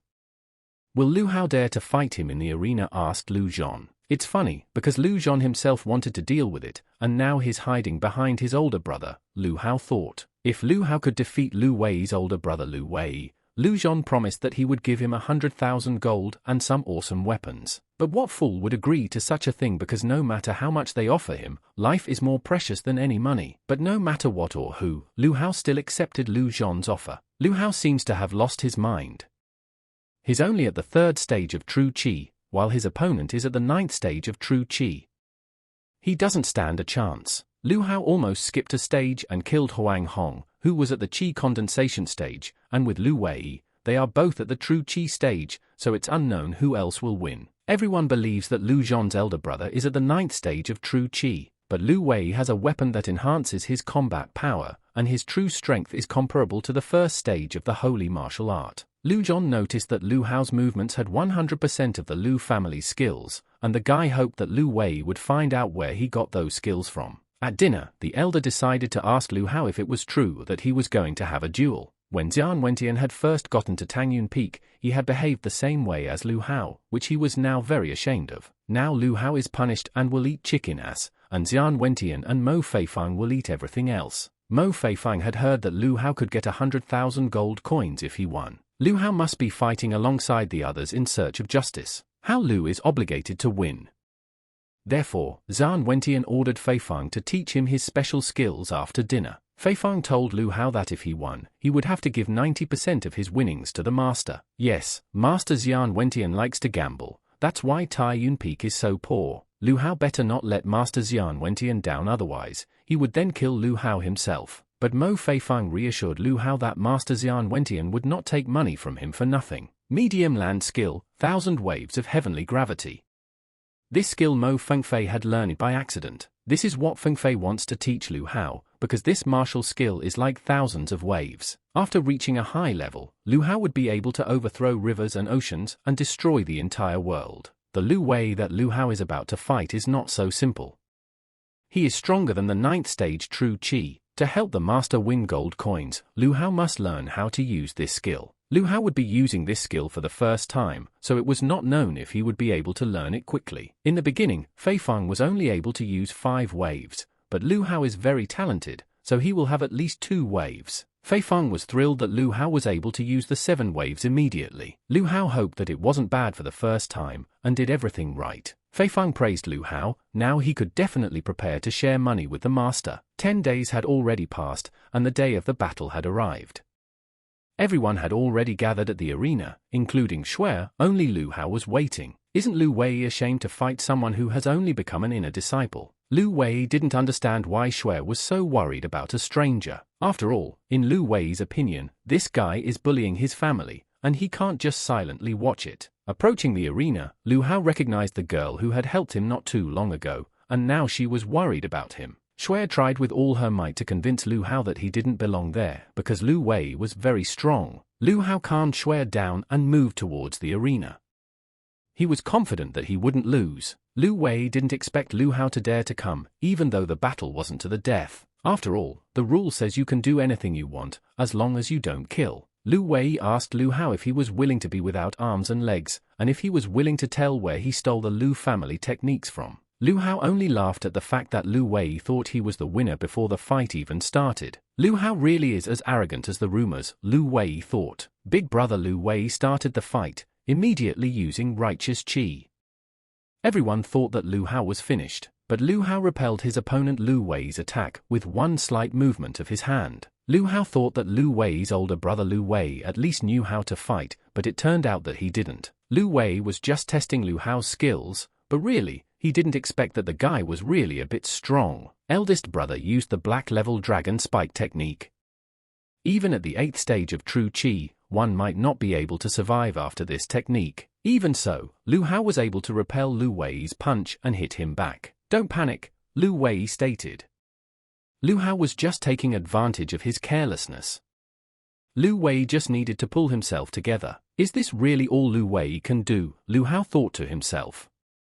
After all, he hadn't even used his full strength yet. Lu Hao still didn't want to use his full strength on such a weakling, but Lu Wei pissed him off. Lu Wei stated that he would torture Lu Hao to the point that death would be for happiness for him. Excellent quality weapons have their own spatial storage and can be taken at any time. Ordinary weapons increase by 1 cultivation stage, while excellent quality weapons increase by as much as 3 stages. Combined with Lu Wei's older brother Lu Wei's skills, only death awaits Hao Lu. Relying on weapons to reach the Saint martial arts stage is negligible, Lu Hao thought. But it's true that Lu Hao himself relies on earth vein stones to cultivate. Yet in any case, Lu Hao with his new skills would definitely not be able to lose. Lu Wei's brothers couldn't believe their eyes when Lu Hao had managed to reach the 5th stage of True Qi. Lu Hao was still able to prevail and take the excellent quality weapon promised by the guys. Lu Wei's older brother Lu Wei, even with an excellent quality weapon, was unable to defeat Hao Lu. Looks like Hao Lu will soon become the strongest inner disciple, Shui thought. Alas, 90% of the gold coins Lu Hao earned would be given to the master, but at least he now had an excellent quality weapon. Looking into the looking glass, Lu Hao didn't find his excellent quality weapon there, although he definitely remembered putting it there. That weapon was not suitable for Lu Hao's technique, so the looking glass girl let Yao Guang's looking glass absorb it. Weapons of excellent quality are a mere trifle, for the benefit of fixing the looking glass is far more important. Yao Guang's looking glass can regenerate its gems by absorbing weapons. The higher the quality of the absorbed weapon, the faster and regenerate gems. Lu Hao could see that the second gem had already started to recover. Once the second gem finished recovering, Lu Hao's combat power would triple. If Lu Hao could increase his combat power by 3 times, it would definitely be better than excellent quality weapons. Now Lu Hao wants to find as many looking glass weapons as possible, as it's a great way to quickly increase his power. Suddenly, the same girl who was surrounded by Lu Zhon and Lu Wu last time appeared on the doorstep.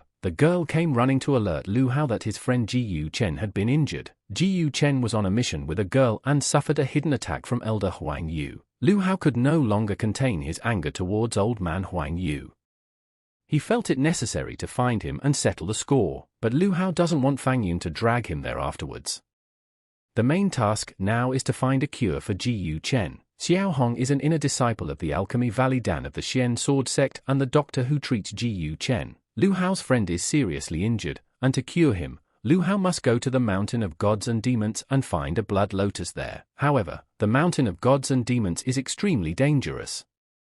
Lu Hao can either watch his friend die or risk his life to find the blood lotus. Of course, Lu Hao will go to the Mountain of the Gods to find a blood lotus for his friend, but Lu Hao must remember that Xiao Hong would only be able to keep his friend alive for 2 months, and that was why Lu Hao would have to find the blood lotus during this time. But who would allow this outsider to stay in the Dan Alchemy Valley? Stated Xinglin, the inner disciple of the Dan Alchemy Valley, grandson of the Valley Master. Does Xinglin really want to prevent Ji Yu Chen's rescue? Thought Xiao Hong. Xinglin couldn't let the friend of the man who killed his brother Huang Hong stay there. He is the grandson of the master of the Dan Valley Alchemy Valley. He has great power here, and if he opposes it, Ji Yu Chen won't be able to stay there. Even though Lu Hao killed Xinglin's brother, but he is not such a cruel person. And if Lu Hao can withstand his 10 blows from him, he will let him stay. Lu Hao almost immediately agreed to Xinglin's proposal despite being at the 2nd stage of the holy martial art. Lu Hao was confident that Xinglin wouldn't be able to do him any harm, and the guy turned out to be right after all, because he immediately felled Xinglin with the first blow. Xinglin didn't understand what was going on and wondered if Lu Hao had such a strong physical defense. Xinglin doesn't know that Lu Hao's bloodline, related to the divine dragon, strengthens his body. In addition, Lu Hao practiced the Yao Guang martial chi technique to double his physical strength. Now, only the 3rd stage of holy martial arts and above could Lu Hao do any harm at all. How Lu was able to withstand 10 strikes from Xinglin, who was at the 2nd stage of the holy martial art, with only Xinglin getting hurt. Lu Hao didn't even feel anything, but he would have to fake it so that Ji Yu Chen could stay there. Xinglin rejoiced that he had supposedly won the victory and allowed Lu Hao's friend to stay. Xiao Hong didn't expect Lu Hao to be able to withstand 10 punches from Xinglin. And now, since Ji Yu Chen could stay in Alchemy Valley, Dan Lu Hao hoped that Xiao Hong could take care of him.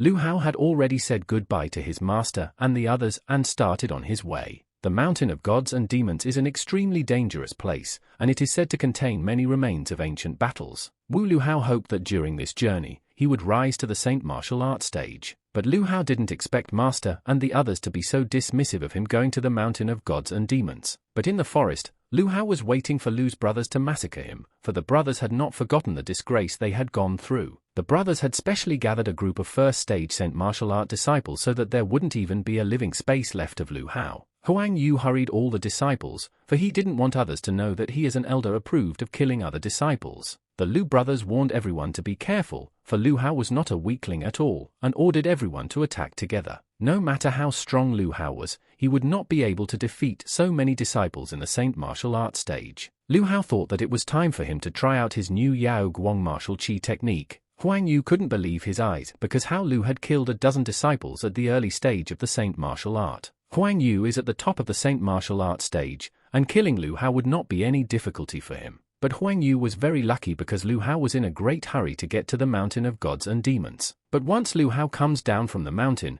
he would definitely massacre the elder. Huang Yu wanted to know which technique it was. Lu Hao teleported so quickly that even he, being at the peak of the Saint Martial Art stage, couldn't catch up with him. Huang Yu realized that as long as Lu Hao was not in the sect, he needed to make preparations to destroy him before he returned to the sect. Fenchu Heavenly Heaven martial technique really came to Lu Hao's liking very much. With Lu Hao's strength, he could only use it 3 times right now, but it was enough to avoid danger at critical moments. In an instant, Lu Hao's speed increased tenfold, but it was a waste on his part to use it against the martial arts stage. According to stories, the bandits in this town are not bad, and this town is the only way to the Mountain of Gods and Demons. All the people have fled, only the old blacksmith is left in town. But why doesn't he run away? The bandits are coming soon. Grandpa was the first to know that the bandits were approaching. He would have run away earlier if he had wanted to, but he no longer has time to run away. Lu Hao didn't understand at all why Grandpa was the first to know about the bandits approaching, but didn't run away. It turned out that Grandpa had been wounded by a bandit's poison arrow, and after informing the men of the approaching danger, he realized he was running out of time. Grandfather has been badly poisoned, and he won't be able to survive even if he leaves the city. Therefore, if Lu Hao wants to help him, he can take his stubborn granddaughter. But the girl didn't want to leave.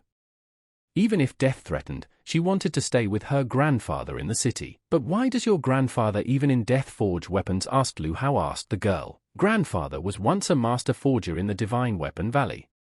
At that time, his blacksmithing skills were unrivaled, but he was injured during a blacksmithing duel. Grandfather lost in this blacksmithing duel. The bandit stripped him of his ability to forge weapons, and he was eventually banished from the Valley of Divine Weapons. Grandpa didn't believe he couldn't forge any more weapons, so he spent his life saving ore and wanted to create another rare weapon. Suddenly, Grandpa saw bandits running into town to massacre him.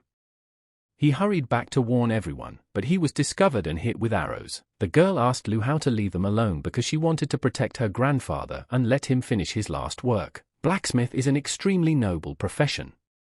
A powerful blacksmith can forge artifacts that shake the heavens. Lu Hao would have never realized that this old man had such a glorious past. The bandits have gotten to town too quickly, and it looks like Grandpa won't be able to finish his last job. The grandfather asked Lu Hao to take his granddaughter, while he himself would delay the bandits for a while. And if possible, Grandpa asked to take her to his grandson, Xiao Zimo of the Xian Sword Sect. Suddenly, Lu Hao was stunned by what he heard.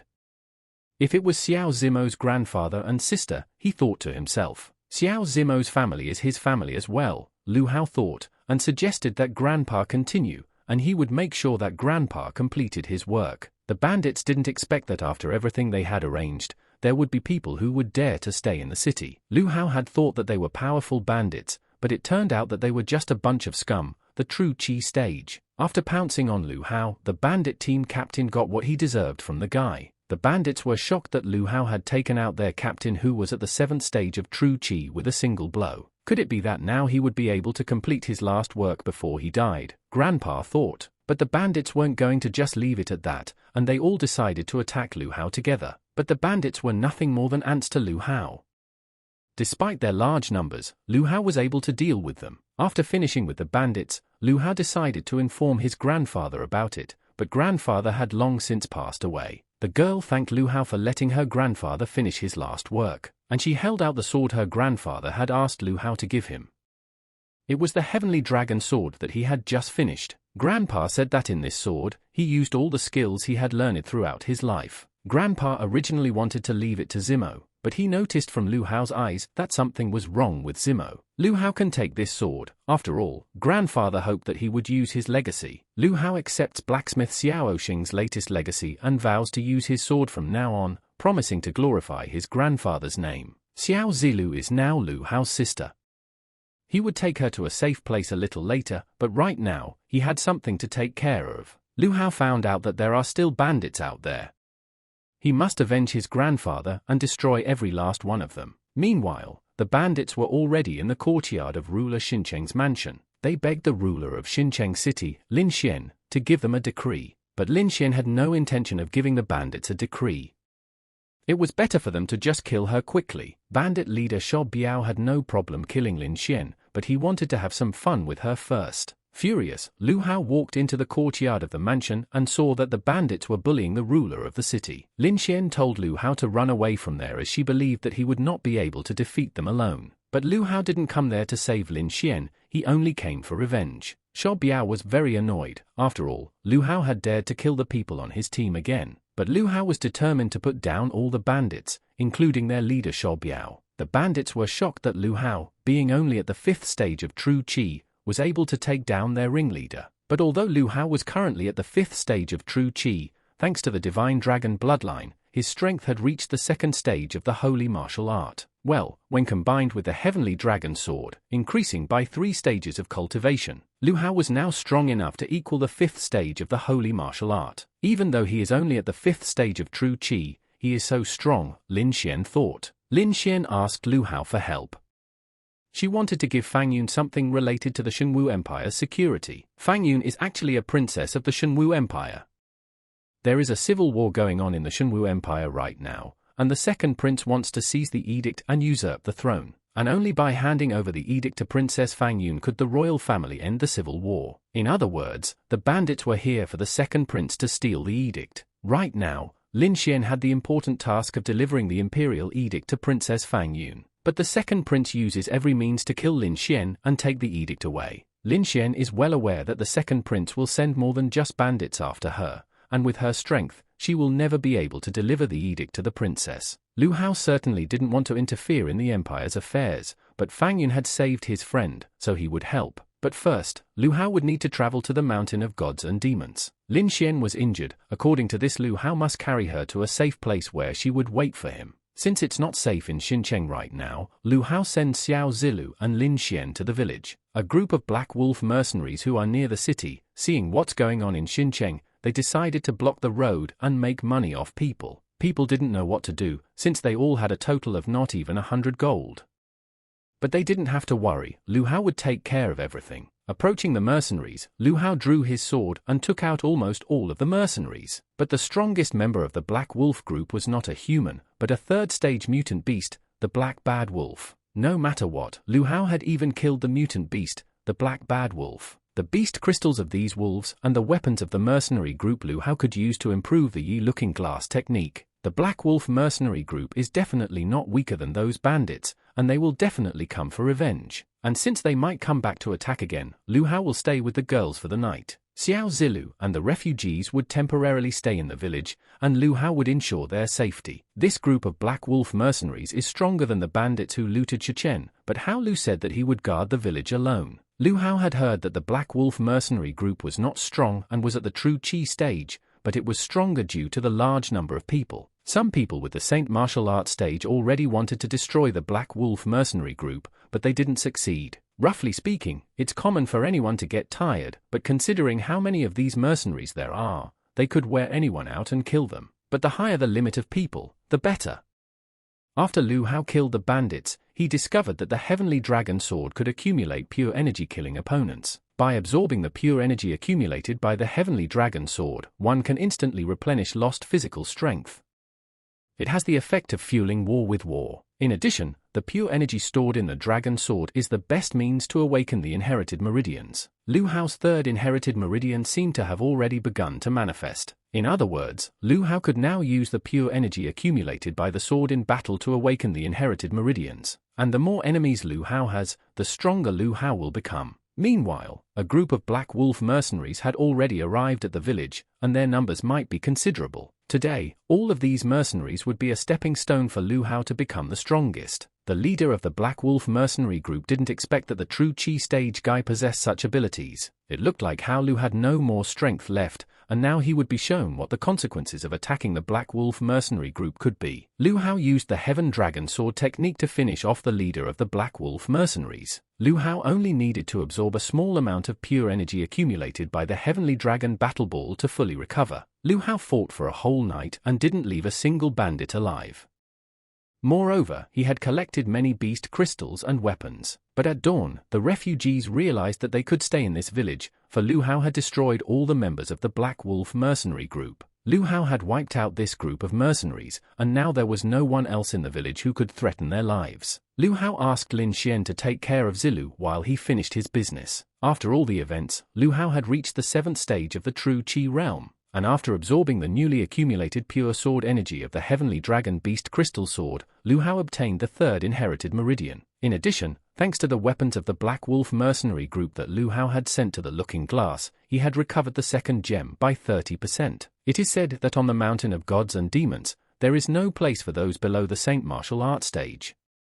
Right now, Lu Hao's strength was at the level of the 6th stage of the Saint martial art. Lu Hao is confident that he won't have any trouble getting the Blood Lotus for Ji Yu Chen. After reaching the village at the foot of the Mountain of Gods and Demons, Lu Hao had to find a healer to help him identify the Blood Lotus. But as soon as Lu Hao entered the village, he noticed a crowd of people surrounding the defenseless girl and threatening her. The girl was a junior witch and the Heavenly Poison sect, and was at the 9th stage of the true Qi realm. She gave the girl a recipe written by her master. It was supposed to save this girl, but the girl's condition was critical, and her father decided that the witch should pay for it with her life. Lu Hao stopped him as he didn't have any evidence to kill the witch. The guys thought that Lu Hao was also from the heavenly poison sect. If he tried to stop them, they would kill him as well. Lu Hao asked the guys to stop and see that the child they were talking about was all right. Everyone thought the girl was dead, but she was alive and no longer felt any pain. The Jua girl was perfectly fine. The junior witch's medicine had helped her. The girl's father realized he was wrong and apologized to the younger witch for what they had done and thanked her. It turned out that there was a plague in their village, and due to the recent presence of the celestial poison sect nearby, they mistook the younger witch for the one who had infected their village. The celestial poison sect specializes in making poisons and is known for its pangshang for killing animals. Ever since the younger witch had joined the heavenly poison sect, she had long since gotten used to everyone treating them badly, but the heavenly poison sect was full of good people. The recipe that cured Jua was made by the junior witch's master, and she wanted to prepare it for everyone. However, there wasn't enough medicine for everyone, and the younger witch needed to go to the mountain of gods and demons to gather more medicine. But the junior witch was only at the 9th stage of true qi, and she wouldn't be able to handle the ferocious beasts on the mountain. If the younger witch helps Lu Hao find the blood lotus, he will protect her on the mountain of gods and demons. But the mountain of gods and demons needs strength no less than the saint martial art stage, and Lu Hao is only at the 7th stage of the true qi realm. The boys had very little time, and to save everyone, they had to hurry. On the way to the mountain, Lu Hao was curious as to why the junior witch didn't oppose the villagers. After all, she was at the 9th stage of true qi, but they were all members of her family, and she couldn't do anything bad to them. When the youngest witch was 3 years old, she contracted a strange disease, and a special toxin appeared in her body. Anyone who touched the younger witch was poisoned and eventually died. Then her parents died for her, and a monster like her had to die under everyone's scorn. But the villagers would not give up on her. Later, although the people in the village did not touch her, they let her stay and cooked for her all the time. Later, the celestial poison sect master discovered the younger witch's illness and took her to the sect for treatment. A few days ago, the master learned that the village was suffering from a plague. So he wrote a recipe and asked the youngest witch to come back and save everyone. And later, everyone just thought that the medicine had harmed the little girl Jua. Lu Hao thought that the younger witch was very lucky to be born in this village. The younger witch thought so too, so she didn't fight back and obligated herself to heal everyone. The guys reached a large medicinal valley, the one Lu Hao needed. The blood lotus is somewhere there. Lu Hao had finally found a blood lotus, and there were surprisingly many of them. Time was running out. Now the boys needed to find the medicines the villagers needed. With that much medicine, the younger witch would be able to cure everyone. Suddenly, a saint martial art stage snake that even a junior witch wouldn't be able to suppress came out from somewhere. The younger witch could use the poison on her body to kill the snake, but given the snake's power, it would most likely be her who would die. Lu Hao shocked the younger witch by easily killing a 4th stage holy martial art snake. It turned out Lu Hao had attracted this snake on purpose. He just wanted to obtain some beast crystals. But it seems that the guys had mistakenly entered the lair of the snake stage of the holy martial art. The younger witch suggested that Lu Hao should leave sooner rather than later, but he was against it. After all, why leave when so many snakes were crawling into his hands by themselves? After all, the more snakes, the more beast crystals there would be. Besides, Lu Hao had a lot of energy left. Lu Hao very quickly dispersed so many snakes of the holy martial art stage. Now, with so many beast crystals, Lu Hao hoped that he could fully recover the 2nd gem in the looking glass. After returning to the village at the foot of the mountain of gods and demons, Lu Hao began to say goodbye to the younger witch, for he was in a great hurry. But at the meeting to the guys crawled barely alive Grandpa Liu and again accusing the younger witch, went into the next world. Looking towards the village, the boys realized that there was not a single living soul in the village. Suddenly, the very master of the heavenly poison sect, the venerable Black Poison, appeared out of nowhere. How could a junior witch be so naive to believe a heavenly poison sect master? After all, the master is from the Black Poison sect, and why would he try to cure people from her village? The prescription he gave the younger witch only returned people to their original state for a while, and then they died even more painfully. Turns out it was the master who killed everyone in the village, and the spread of the plague was also his doing. But the plague wouldn't kill them, but with the cure, the master only wanted to torture them more and finish them off. Since the younger witch prepared this medicine, the person who actually killed the people is her. The master thought the younger witch was a monster and wanted her dead too. The younger witch was in great pain at the thought that she was the one who had killed everyone in the village. To awaken the heavenly poisoned body, one must experience severe pain at a ripe age, laughed the master. This was what he had been waiting for so long. The master was glad that the moment had come and instantly dragged the younger witch behind him. Lu Hao realized that the master wanted to do something bad to the junior witch, but it's not like he could leave her in trouble. Upon reaching the heavenly poison sect, Lu Hao didn't expect to see so many disciples there. Suddenly, 2 disciples of the heavenly poison sect snuck up behind Lu Hao and wanted to kill him. After all, it was impossible for an outsider to know what was going on in the heavenly poison sect. Lu Hao noticed that the guys only had the first and second stage of the holy martial art, and realized that he was no match for them. Lu Hao wiped out almost everyone, but left this one guy. And if this guy has the will to survive, he should tell Lu Hao where the junior witch is. The guy tells me that the younger witch is behind a giant stone mechanism. The Heaven Poison sect master is also there, but the mechanism hasn't been activated yet. After breaking the stone, Lu Hao walked into the cave and was shocked by its sheer size, but he didn't understand what kind of mechanism the guy was talking about. Going a chud further, Lu Hao realized that the master wanted to sacrifice the junior witch to the celestial poison dragon to revive it. Realizing that the younger witch was in danger, Lu Hao hurried to help, but it was too late. The master still managed to revive the celestial poison dragon after 10,000 years. Lu Hao wanted to avenge the younger witch's death, but the master was at the extreme heaven stage,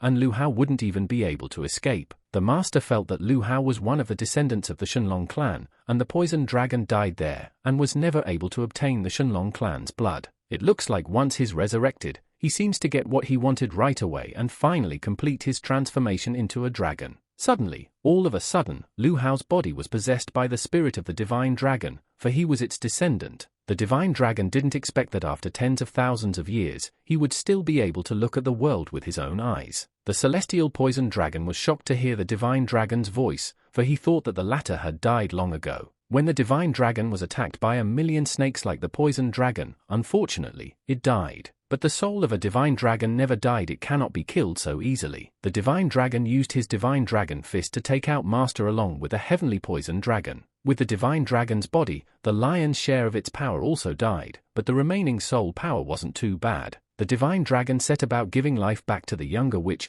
for she is a friend of his offspring. The divine dragon was certain the younger witch and his descendant Lu Hao were destined to be together. Therefore, the divine dragon changed the junior witch's physique. From now on, the poison would not spread uncontrollably from her body, but his ancestor's body was even more pathetic.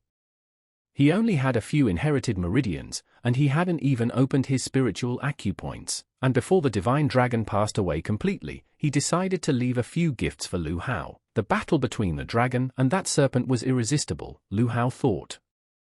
Their strength was simply unimaginable. The divine dragon not only infused its power into Lu Hao's body, but also transformed his martial arts to the 8 inherited meridians. Lu Hao's cultivation level had also risen to the 3rd stage of Saint Martial Art, and he could currently defeat any opponent. Huang Yu is at the 9th stage of the Holy Martial Art, and Lu Hao is lacking quite a bit. But now that Lu Hao had opened his spiritual acupunctures, he was completely different. Having opened his acupoints, Lu Hao could now use his mental power for control. Mental control is a relatively rare skill on that continent, and if Lu Hao could develop it to the limit, it would become his most powerful trump card. In addition, being able to become an alchemist with magical abilities would definitely be a great help for Lu Hao's future growth. In this case, Lu Hao wouldn't have to worry about killing Huang Hui in the future. The younger witch also survived, and her body is no longer releasing toxins, but it will take her some time to recover. Lu Hao will have to leave her in Lin Xian's care, for he needs to return to the sect to rescue Ji Yu Chen and deliver the imperial edict. Upon reaching the village,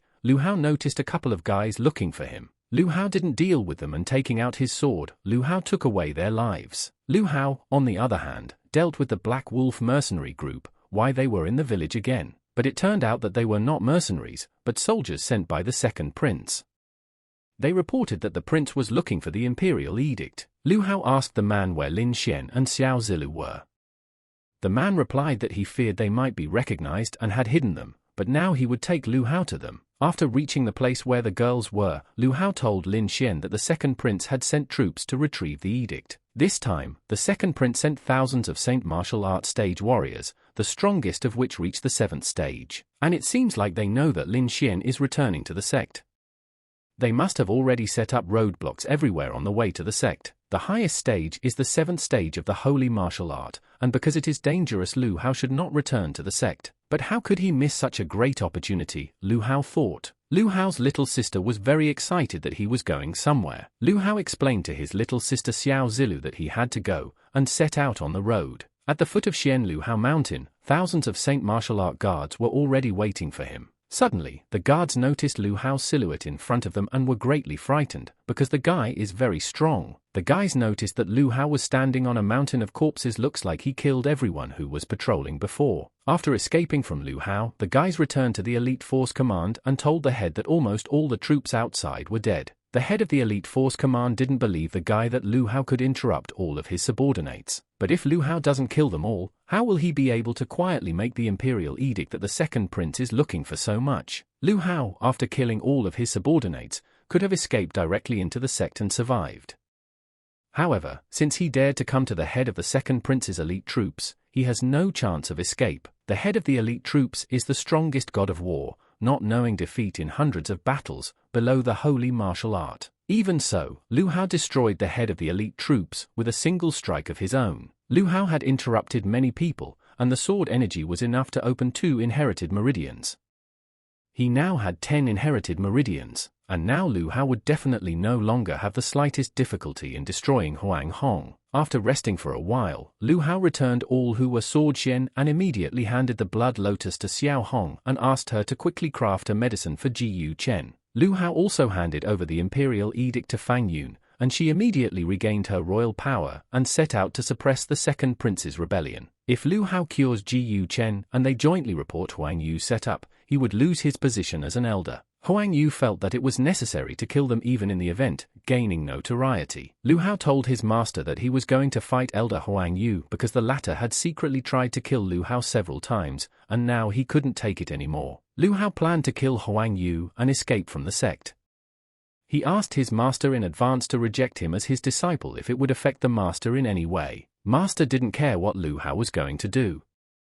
He sent him to train, because if Lu Hao didn't train well, he would cause him problems. Lu Hao returned to the Dan Alchemy Valley to ask senior sister Xiao Hong how many days it would take for Ji Yu Chen to recover. Xiao Hong explained to Lu Hao that it wouldn't take more than 3 days for Ji Yu Chen to fully recover. Suddenly, the guys heard Huang Yu's voice outside, accusing Lu Hao of almost killing Ji Yu Chen and now wanting to return to the sect. Xiao Hong tried to explain to Huang Yu that it wasn't Lu Hao's doing at all and the guy had absolutely nothing to do with it. But Xing Bulu insisted that he had seen it with his own eyes. Xing Bulu, the first stage intermediate level alchemist master of the Dan Alchemy Valley, advised Xiao Hong to stay back and not interfere. Looks like it has now become 2 old dogs, thought Lu Hao. Why make excuses for the dogs? Elder Xing is Huang Yu's backstage assistant, and he will cooperate with him to the end.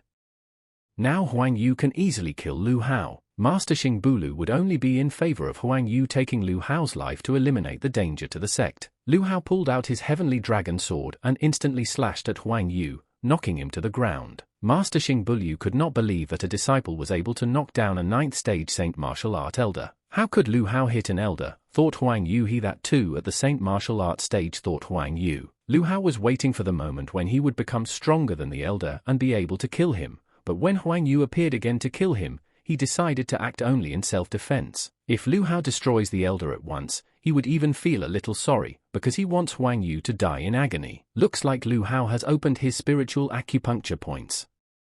But they can only be opened by a senior alchemist, Xiao Hong thought. Master didn't expect to see Lu Hao's spiritual acupunctures either.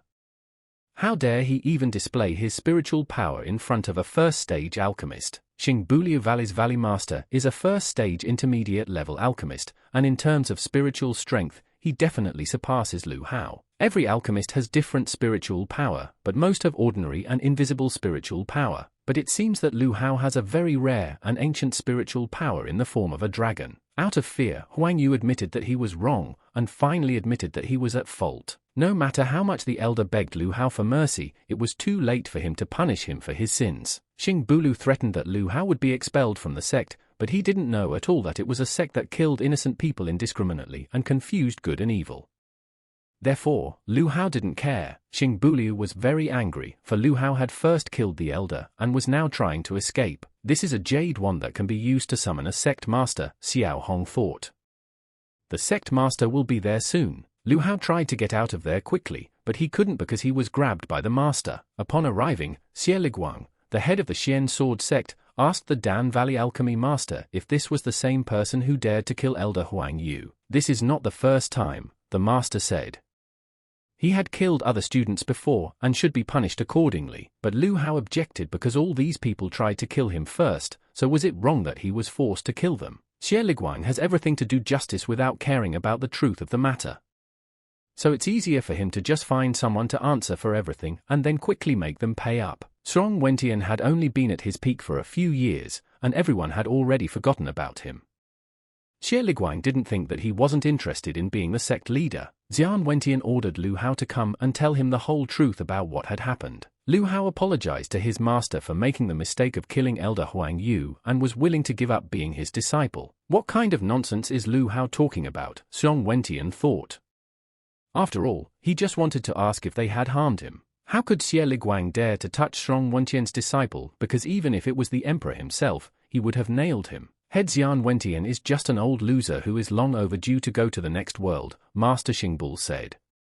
It is high time for you to kill him. Xingbulio seemed to be talking a lot, and Xian Wentian destroyed the elder. Is this old monster still so strong? Thought the head of the Xian Xie Liguang sword sect. Xian Wentian had the right to kill Xingbulio, but his disciple must answer for killing the elder, or else the sect's rules would become a laughing stock. Master Xian Wentian punishes Lu Hao by saying that he will return at night and will be 3 hours old, standing in a corner, and he will only eat chicken butts for dinner. If rumors of Strong Wentian's act spread, Xie Liguang would lose his face. The 6th sect competition is in a year's time.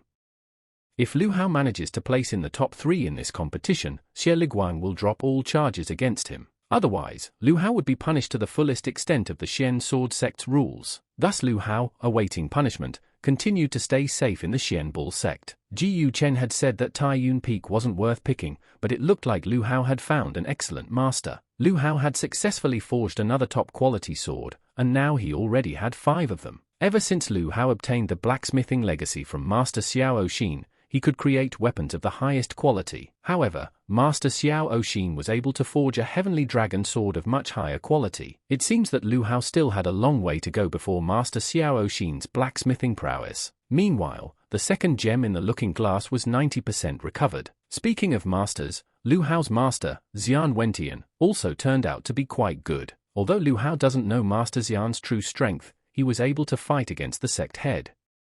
Perhaps Master Xian is even stronger than the sect leader. While walking down the street, Lu Hao met his friend Ji Yu Chen and decided to approach him. Ji Yu Chen didn't expect Lu Hao to reach the Saint martial arts stage so quickly.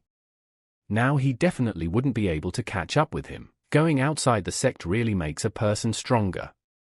Lu Hao's hands itched to go out. When the guy escaped from his clan, he brought the treasure map of the ancient ruins with him. It so happens that the ruins are about to open, and Lu Hao can go there. Furthermore, ancient ruins are rarely opened.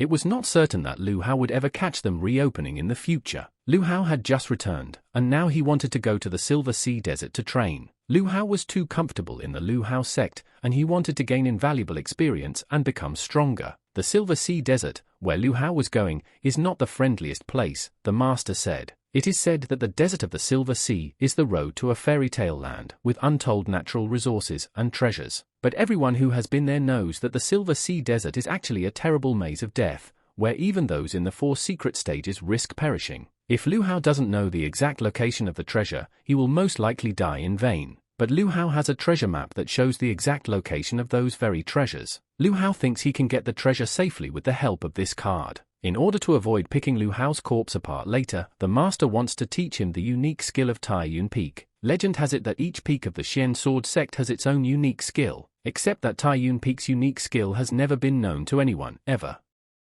It's so unknown that everyone says that Taiyun Peak doesn't have a unique skill, but before Lu Hao saw his master defeated the sect head, and perhaps Taiyun's unique peak skill is very powerful. Now he can finally study it. Lu Hao listened attentively and asked the master to continue the story of what this unique skill was like. Master had already finished his story, but Lu Hao didn't seem to understand anything at all. It's just a circle, Lu Hao thought, and what is he supposed to understand from all this? Looks like teaching Lu Hao was a waste of time. He is too stupid. The master even felt ashamed to be his master. In short, the unique skill of Taiyun Peak is Taiyun Sanhua. Lu Hao must not use any other means other than his eyes to make these refried beans sprout. But making refried beans sprout eyes is impossible, Lu Hao thought. 3 days later, Lu Hao still couldn't understand how roasted beans could sprout. Well, suddenly Lu Hao remembered that it was possible to return these roasted beans to their pre-roasting state. Lu Hao realized what that circle meant. It turns out Taiyun Sanhua is not a specific skill or movement at all. Most likely, it creates a basic principle for all laws. Everything in this world is interconnected and any changes are possible. But for now, you just have to understand everything in the world and meditate. With the 3 transformations of Taiyun, all kinds of skills can be realized. 2 days later, Lu Hao decided to show the master what he had finally accomplished. Master didn't expect such a result, but Mo Feifang realized that he could definitely do it. With this level of reflection, perhaps Lu Hao had realized something deeper than Master and Feifang. Lu Hao said that no one should worry about him, went to the Silver Sea Desert. What a fidgety person Lu Hao is, the master thought, but now that he has mastered the 3 Taiyun transformations, the master is calm for him. Taiyun Sanhua is incredible. With the help of it, Lu Hao's non-fatal injuries can heal automatically. Now Lu Hao would be able to heal anything unless it was a fatal injury. Lu Tuanyun had caused Lu Hao irreparable harm, and now it was time to pay him back. On the way in front of Lu Hao, Lu Liang, who had always been in cahoots with Lu Xiaoling, popped out. To back up, the old man asked Lu Liang to take a few true Qi stage masters from the main clan with him. Lu Liang's timing was just right because Lu Hao was already starting to worry that he wouldn't have a gift for Lu Tuanyun. Lu Hao outsmarted Lu Liang and destroyed all of his men who were true Qi stage masters. Has Lu Hao already reached the Saint martial arts stage, thought Lu Liang. Lu Liang seemed to want to avenge Lu Xiaolian, but the guy couldn't do anything out of fright. And Lu Hao suggested that Lu Liang meet Lu Tuanyun together because it was time to settle the score with him. If Lu Hao hadn't killed Lu Xiaolian, Lu Tuanyun wouldn't have continued to search for him so diligently. Lu Tuanyun had just received the intelligence report that Lu Hao had discovered, and he should most likely be dead by now. Suddenly, Lu Lian's body suddenly fell into his room.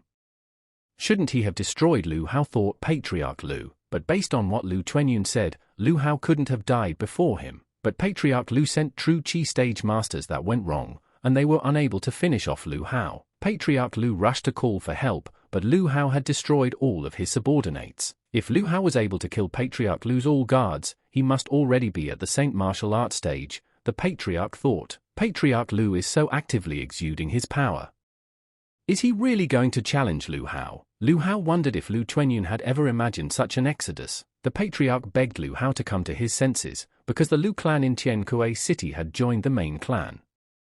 If he killed the Patriarch, Lu Songsha would come after him, but Lu Hao is still going to deal with Lu Songsha sooner or later. Considering that Lu Tuanyun was still an elder, Lu Hao said etiquette could not be discarded, and sent the Patriarch straight to hell. And from this moment on, Tiankue City will never have the Lu clan again. 3 days later, Lu Hao was still able to reach that very six-sect city. Lu Hao had heard that if one passed this city, one could reach the Silver Sea Desert. Unintentionally, Lu Hao witnessed some crowd running after the guy, trying to grab him. They called the guy trash and the Xian Sword Sect, accusing him of stealing Beishan Sect's items. But this disciple of the Xian Sword Sect had won something that the Beishan Sect was interested in at the auction. In an auction, obviously the highest bidder wins, and thus, the guys were trying to steal from a disciple of the Xian Sword Sect. Coming up from behind, Lu Hao slapped the guy for offending a disciple from his sect. Saying that all the disciples from the Xian Sword Sect were complete bottoms, the guy ordered his subordinates to beat up Lu Hao. But none of his subordinates could move, all because Lu Hao was using the Qi field. Does the Xian Ball Sect really have a disciple of the sacred martial arts stage?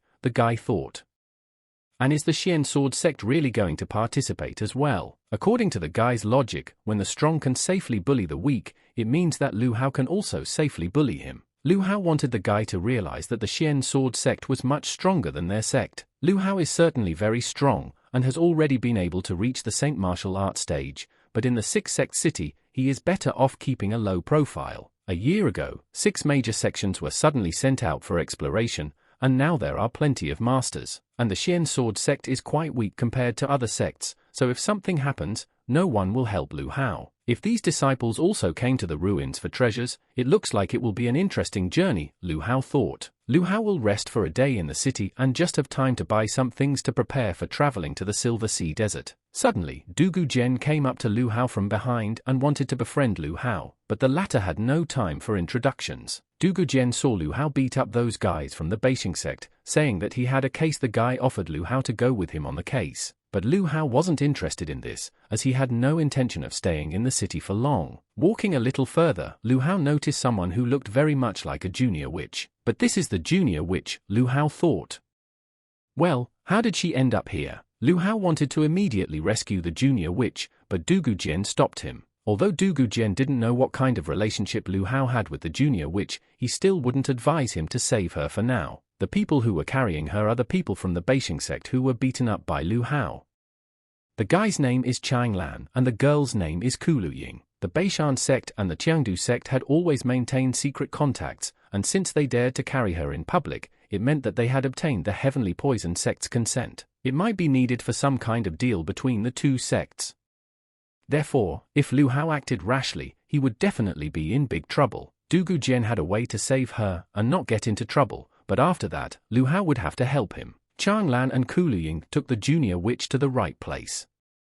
Jian Juqi will get her right after the guys get the relic treasure. The Heaven Poison sect is so disgusting that Kulu Ying doesn't understand why they need to be with them at all. After seeing his guest off, Chang Lan wanted to take his younger sister to get some rest, but when they entered the room, the guys found Du Gujian sitting on a chair. Chang Lan was beyond angry because younger sister Lu had rejected Du Gujian long ago, but Du Gujian wasn't there because of her. He just wanted to share information about the treasures of the Silver Sea Desert. While Du Gujian was distracting Chang Lan and Kulu Ying, Lu Hao was rescuing the younger witch. Seeing Lu Hao, the younger witch cried, thinking that she would never see him again. Suddenly, a body silhouette belonging to Jian Duanzi suddenly appeared at the door. Jian Duanzi has a 5th stage sacred martial art, but he's no match for Lu Hao. Not bad, thought Jian Duanzi. It was only a pity that Lu Hao had directly touched his body with 5 poisonous miasmas. Now the poison was penetrating into Lu Hao's body, but even if the master of the Saint martial art stage, he couldn't escape death. Jian Duqi was shocked when he saw that Lu Hao was able to extract the poison that had already gotten close to his heart. But if this was a trump card, Jian Duanzi was clearly very unlucky. Jian Duqi resisted for a long time, but despite that, Lu Hao knocked him out. All this time, Du Gujian has been saying some nonsense that everyone knows, and if he dares to say any more nonsense, Kulu Ying will kill him. Thinking that Lu Hao should have finished everything by now, the guy told the two that he was just messing with them and ran away. Suspecting something wrong, Chang Lan and Kulu Ying went to the younger witch, but instead of the younger witch, they found Jian Duanzi there. The disciples of the Beishing sect died at the hands of Jian Duqi's miasma. Chang Lan and Kulu Ying suspected that Jian Duzi had conspired with the 3 Emperors Pavilion to eliminate the Beishing sect. Du Gujian thought that Lu Hao was a serious guy. He didn't expect that Lu Hao would turn out to be a person who takes advantage of others. Du Gujian would order someone to take care of the younger witch, and it was time for the guys to talk about a matter. Lu Hao didn't understand what Du Gujian wanted to talk about and why they were back in the city again. Discussing anything at home is impossible, so Du Gujian decided to take Lu Hao to a great place. But when they reached the place, Du Gujian asked Lu Hao to wait for him outside and went inside the building himself. There were a lot of angry guys outside, demanding to call out Miss Shuiying. Hearing that Lu Hao was standing outside, Madame Shuiying told her maid to invite him to join her. The guys were clearly unhappy that Miss Shuiying had only invited Lu Hao. After all, they had been waiting for her for a very long time. After learning that Lu Hao was from the Xian Sword sect, one of the guys started to insult Lu Hao's sect. Lu Hao didn't want to smear his hands on him, but since he had insulted his sect, he would get what he deserved. Suddenly,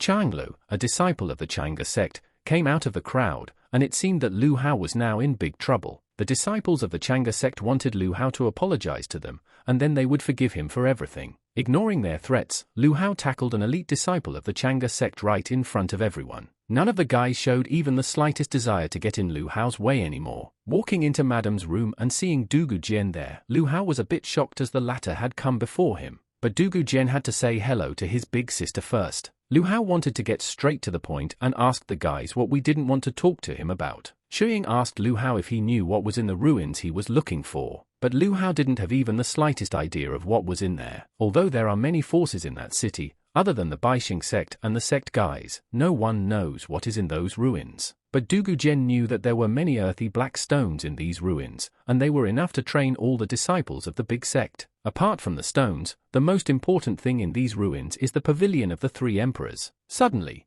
Chang Lan, who had been looking for Du Gujian for quite some time, piled into the room. Chang Lan began to accuse Du Gujian of deliberately trying to sabotage their cooperation with the Heavenly Poison sect and steal the above skill from them. But that very high skill belongs to the Three Emperors Pavilion of Dugu Jian, so what kind of theft are we talking about? Lu Hao was unclear about only one thing. Why is Chang Lan calling Dugu Jian a relic of the Three Emperors Pavilion? Lu Ying, who was at the 5th stage of the Saint martial art, was already ready to kill everyone. Unable to endure all the words, Lu Hao pounced on Lu Ni and injured her very seriously. They were both approximately at the same cultivation stage, and the strange thing was that Lu Hao was able to seriously injure his little sister with a single blow. Chang Lan ordered the younger brothers to create a battle formation and use the demon-destroying sword. Clearly, Chang Lan only had the strength of a 7th stage Saint martial art. How could his punch be so powerful, thought Lu Hao. Lu Hao borrowed the strength of the 5 younger brothers with a formation.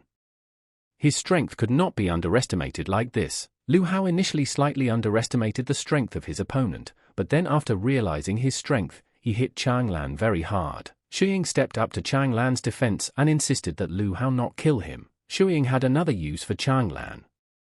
She injected the fluttering heart from her Three Emperors Pavilion into his chest. Chang Lan didn't understand at all why they were even doing this or what they wanted. But the guys only wanted one thing. The 3 of them wanted to go with Chang Lan to the Silver Sea Desert. After 5 days, 5 major sections agreed to go to the Silver Sea Desert to search for treasure. Lu Hao didn't understand why they couldn't wait until no one was there to search for the treasure themselves. But there's no need for that, Xu Ying stated. The entire Silver Sea Desert is filled with people from the 5 major sects. They will be there for a long time. In addition, Xu Ying must control Chang Lan, for he will be searching for treasure for them. Suddenly, a lake appeared from somewhere. It was under this lake that the ruins and treasures were supposed to be. "Thank you for helping me find the entrance to the ruins," said the Poison Master from the Celestial Sect. He will gladly take all the treasures from everyone. Chang Lan seemed to have really colluded with the Poison Master and the people from the Heavenly Poison Sect. Dugu Jian should have died by now, the Poison Master thought, but the entire Baixing sect was unable to do so. The Baixing sect has asked the Heavenly Poison sect to intercept and kill everyone halfway after you obtain the treasure. The Baixing sect didn't plan to share the treasure with anyone. They plotted to cross the river, destroy the bridge, destroy everyone who heavenly poison and steal all the treasures. The plan to kill 2 hares with 1 shot is interesting, but now it seems like Lu Hao has inadvertently messed it up. The Baixing sect colluded with the Heavenly Poison sect to frame their comrades. They are actually worse than a monster. Chang Lan certainly deserved to die, thought the Poison Master, but his turn had clearly not yet come. All the disciples were anxious, for they knew that Ern was an extreme yellow stage master, and no one could handle him. The Poison Master asked everyone except the Baixing sect to get out of the Silver Sea Desert. The Poison Master was very curious about what would be done to the Baixing sect when they found out what they were up to. The Poison Master had to find the treasure quickly, so he ordered his subordinates to massacre everyone. Xu Ying ordered Dugu Jian to deal with all of the Poison Master's subordinates. Dugu Jian is at the 9th stage of the Saint martial art. In fact, he had killed more than a dozen masters of the 6th and 7th stage of the Saint martial art. But the Poison Master was at the extreme yellow stage, and clearly no one could compare to him. The Poison Master had cooperated with the Baixing sect to capture the Silver Sea Desert treasure.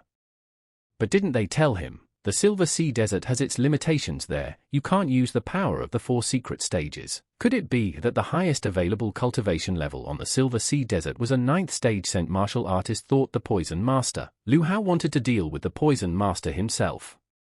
He wanted to take out his anger for the junior witch on him. The Poison Master realized that he wouldn't be dealt with, even by those behind Lu Hao, and he was only at the 3rd stage of the Saint martial art. But Lu Hao threw back the Poison Master with one of his light punches. But the Poison Master didn't realize who was standing in front of him at all, because this technique was definitely not of the Baixing sect. It's a pity he only realized it now, Lu Hao thought. How Lu, a disciple of the Tai Yun Peak of the Xian Sword sect, the Poison Master couldn't understand how he, one of the strongest from the Heavenly Poison sect, could be defeated by a lowly disciple of the Xian Sword sect. Unexpectedly, not only was the Xian Sword sect connected to the Three Emperors Pavilion, it was also ruining the plans of the Baixing sect once again. But Lu Hao only got involved in this to save the junior witch, and his sect had nothing to do with it at all. Before entering the lake, Xu Ying sensed something wrong. She stopped the guys and threw the Poison Master into the lake, and he was instantly swallowed by the loose sands. It turns out that Chang Lan deliberately pointed out a fake entrance to kill the guys. Now he demands that they kneel down and beg him. Unable to bear it, Lu Hao destroyed Chang Lan with all his strength. Now no one will be able to find the entrance, thought Dugu Jian. but Lu Hao had already roughly solved the mystery of this mechanism and would be able to find the entrance himself. The boys did find the entrance, but it looked like they were lost, for the road they were on had more and more forks in it. Not only did the guys pass the same place several times, Lu Hao started to think that there was no mystery there. Gu Chen's treasure map was completely useless. It was only good for finding the entrance to it. Alright, after looking at the treasure map, Lu Hao noticed that there was something else there. Lu Hao saw that the surface of the map was uneven and thought that there was something else inside. Looks like the guys have found another dungeon map, and it seems now they can definitely find the treasure without difficulty. The boys were very pleased to have found this map and without further ado continued their search faster. Upon reaching the treasure room, the boys were shocked at how much stuff was there and amazingly beautiful. According to the agreement, Lu Hao had to share the 64 black stones as well as techniques with Shuing and Dugu Jian. But Shuing was willing to give Lu Hao all the black stones if only he would help her. Lu Hao had to activate his dragon bloodline or else he might die. Lu Hao still couldn't understand what was even going on and who these guys were. Shuing remembered that Lu Hao had asked her why they were called relics of the Three Emperors Pavilion. So, Shuing was willing to tell everything to Lu Hao so that he could die with a clear conscience. There are more powerful beings outside this world. They call themselves Celestials, embody the Tao of heaven, and rule the human world with absolute power. Shireen's ancestors were part of this celestial race, but lately, the Celestials had become much tougher, and the human world had slowly started to turn into ruins. The head of the Three Emperors Pavilion, unable to endure such a thing, sided with the human world and fought against the Celestials together. Finally, after paying a high price, the Sky Dwellers were banished. But after the Sky Dwellers were banished, people began to covet their skills. Taking advantage of the weakness of the Three Emperors Pavilion, the people hunted down and killed all the representatives of the pavilion. Now that the guys' descendants of the Three Emperors Pavilion have voluntarily left the heavenly world, and in the human world, they are forever trying to destroy them, and there is no place for them anywhere else. Lu Hao assumed that now Shuing and Dugu Jian wanted to take revenge on all the people, and he was absolutely right. Shuing needed Lu Hao's bloodline to become stronger. Lu Hao assumed that Shuing and Dugu Jian just wanted to take advantage of his strength. But if Lu Hao voluntarily decided to hand over his divine dragon bloodline to Shuing, she could keep him alive. When passing on the divine dragon bloodline, Lu Hao might become crippled again, so the guys can only dream about it. But now Lu Hao has a forbidden power on him, and he won't be able to fight at all. But if Lu Hao is not going to give up, then Dugu Jian can only end him. What should Lu Hao do? It's not like he can't use the power of the divine dragon, because it's completely suppressed. But even so, Lu Hao was able to put Dugu Jian down with a single strike. Shuing, despite all the obstacles, still continued to fight with Lu Hao. She didn't understand why he looked like a different person. Could it be that Lu Hao could be so strong even without a divine dragon bloodline? Dugu Jian noticed that something was wrong. Lu Hao had a very strange aura. Then he realized that it wasn't Lu Hao at all. Although even without the divine dragon bloodline, Lu Hao's strength is a bit low, but with the help of his Taiyun Sanhu, anything is possible. The guys were shocked that Lu Hao had broken through to the 8th stage of the Saint martial art and was able to overcome the forbidden power of suppression. Taiyun Sanhua's strength belongs to fire, and the lady from the looking glass used this forbidden power to develop a new skill for Lu Hao. Lu Hao worked together with the mistress of the looking glass to solve the problem, and after that, the mistress returned to continue sleeping in the looking glass. Lu Hao felt that Madame was a bit overreacting, but he didn't care. After all, he needed to take all the earthy black stones and the cauldron. No matter what, Lu Hao still saved Shuing and Dugu Jian even though they had done something ugly. Lu Hao only decided to save them because Dugu Jian had previously helped him save the younger witch. Shuing decided to thank Lu Hao for being so kind to them and handed him something with the secret treasures of the alchemy sect. The methods of creating many rare elixirs were recorded there. In addition, she also gave Lu Hao the techniques from the Three Emperors Pavilion. Lu Hao accepted the boys' gifts, but warned that if such a thing happened again, he would show them no more mercy. After saying goodbye to Shuing and Dugu Jian, Lu Hao returned to his Taiyun Peak. Master was very excited to see Lu Hao, for the guy had returned just in time. The 6 sects competition would be starting soon, so it was time for Lu Hao to enter the arena already. Taiyun Peak has only one quota for the competition, and the sect has decided to select a candidate through duels among the disciples. Duels will be one-on-one, and the top 10 students will have a chance at a quota. Lu Hao thought it would be something more difficult, but he and his older brother would easily make it into the top 10 disciples. 3 days later, the selection competition began. Lu Hao managed to win every single battle. Things were going pretty smoothly, a few more victories and Lu Hao would be able to get into the top 10. The guys defeated 6 disciples each in no less than 10 minutes. Lu Hao and Mo Feifang are incredible. Mo Feifang was doing great, and Lu Hao didn't understand at all why everyone in the sect called him scum. Mo Feifang seems to have regained his former strength after all, Peak Master Fei Xin thought, ordering Xiangyang and Lu Lin to deal with him. It seemed to them that their master was making a big deal out of nothing. After all, one finger would be enough to kill these 2 pieces of trash. Lu Lingdong of Fei Xing Peak, being at the 9th stage of the Saint martial art, decided to test Lu Hao's strength. Looks like Lu Hao even has a weaker cultivation and what he only hopes for, Lu Lingju thought. Lu Lingdong immediately decided to use Fei Xing's unique peak skill of the Star Sword Curtain. With Mo Feifang, it was better not to mess around and use everything against him, and on Lu Hao, it was possible to not use a unique skill, the master thought. Fei Xing's unique peak skill for Lu Hao didn't look like something special at all. This unique Fei Xing peak skill was even weaker than Lu Hao had anticipated. Lu Hao still defeated Lu Lingdong, even though the latter was at the peak of the Saint martial art stage. Lu Hao is at most at the 8th stage of the Saint martial art, but his strikes were at the extreme yellow stage level, thought the master. Lu Lingdong was unable to get up after Lu Hao's last punch. Big brother Xiangyang was very annoyed. After all, this was just a competition, how dare he kill him? But everyone could clearly see that Lu Lingdong had snuck up on Lu Hao from behind and was trying to attack. Looks like Hao Lu is in big trouble now.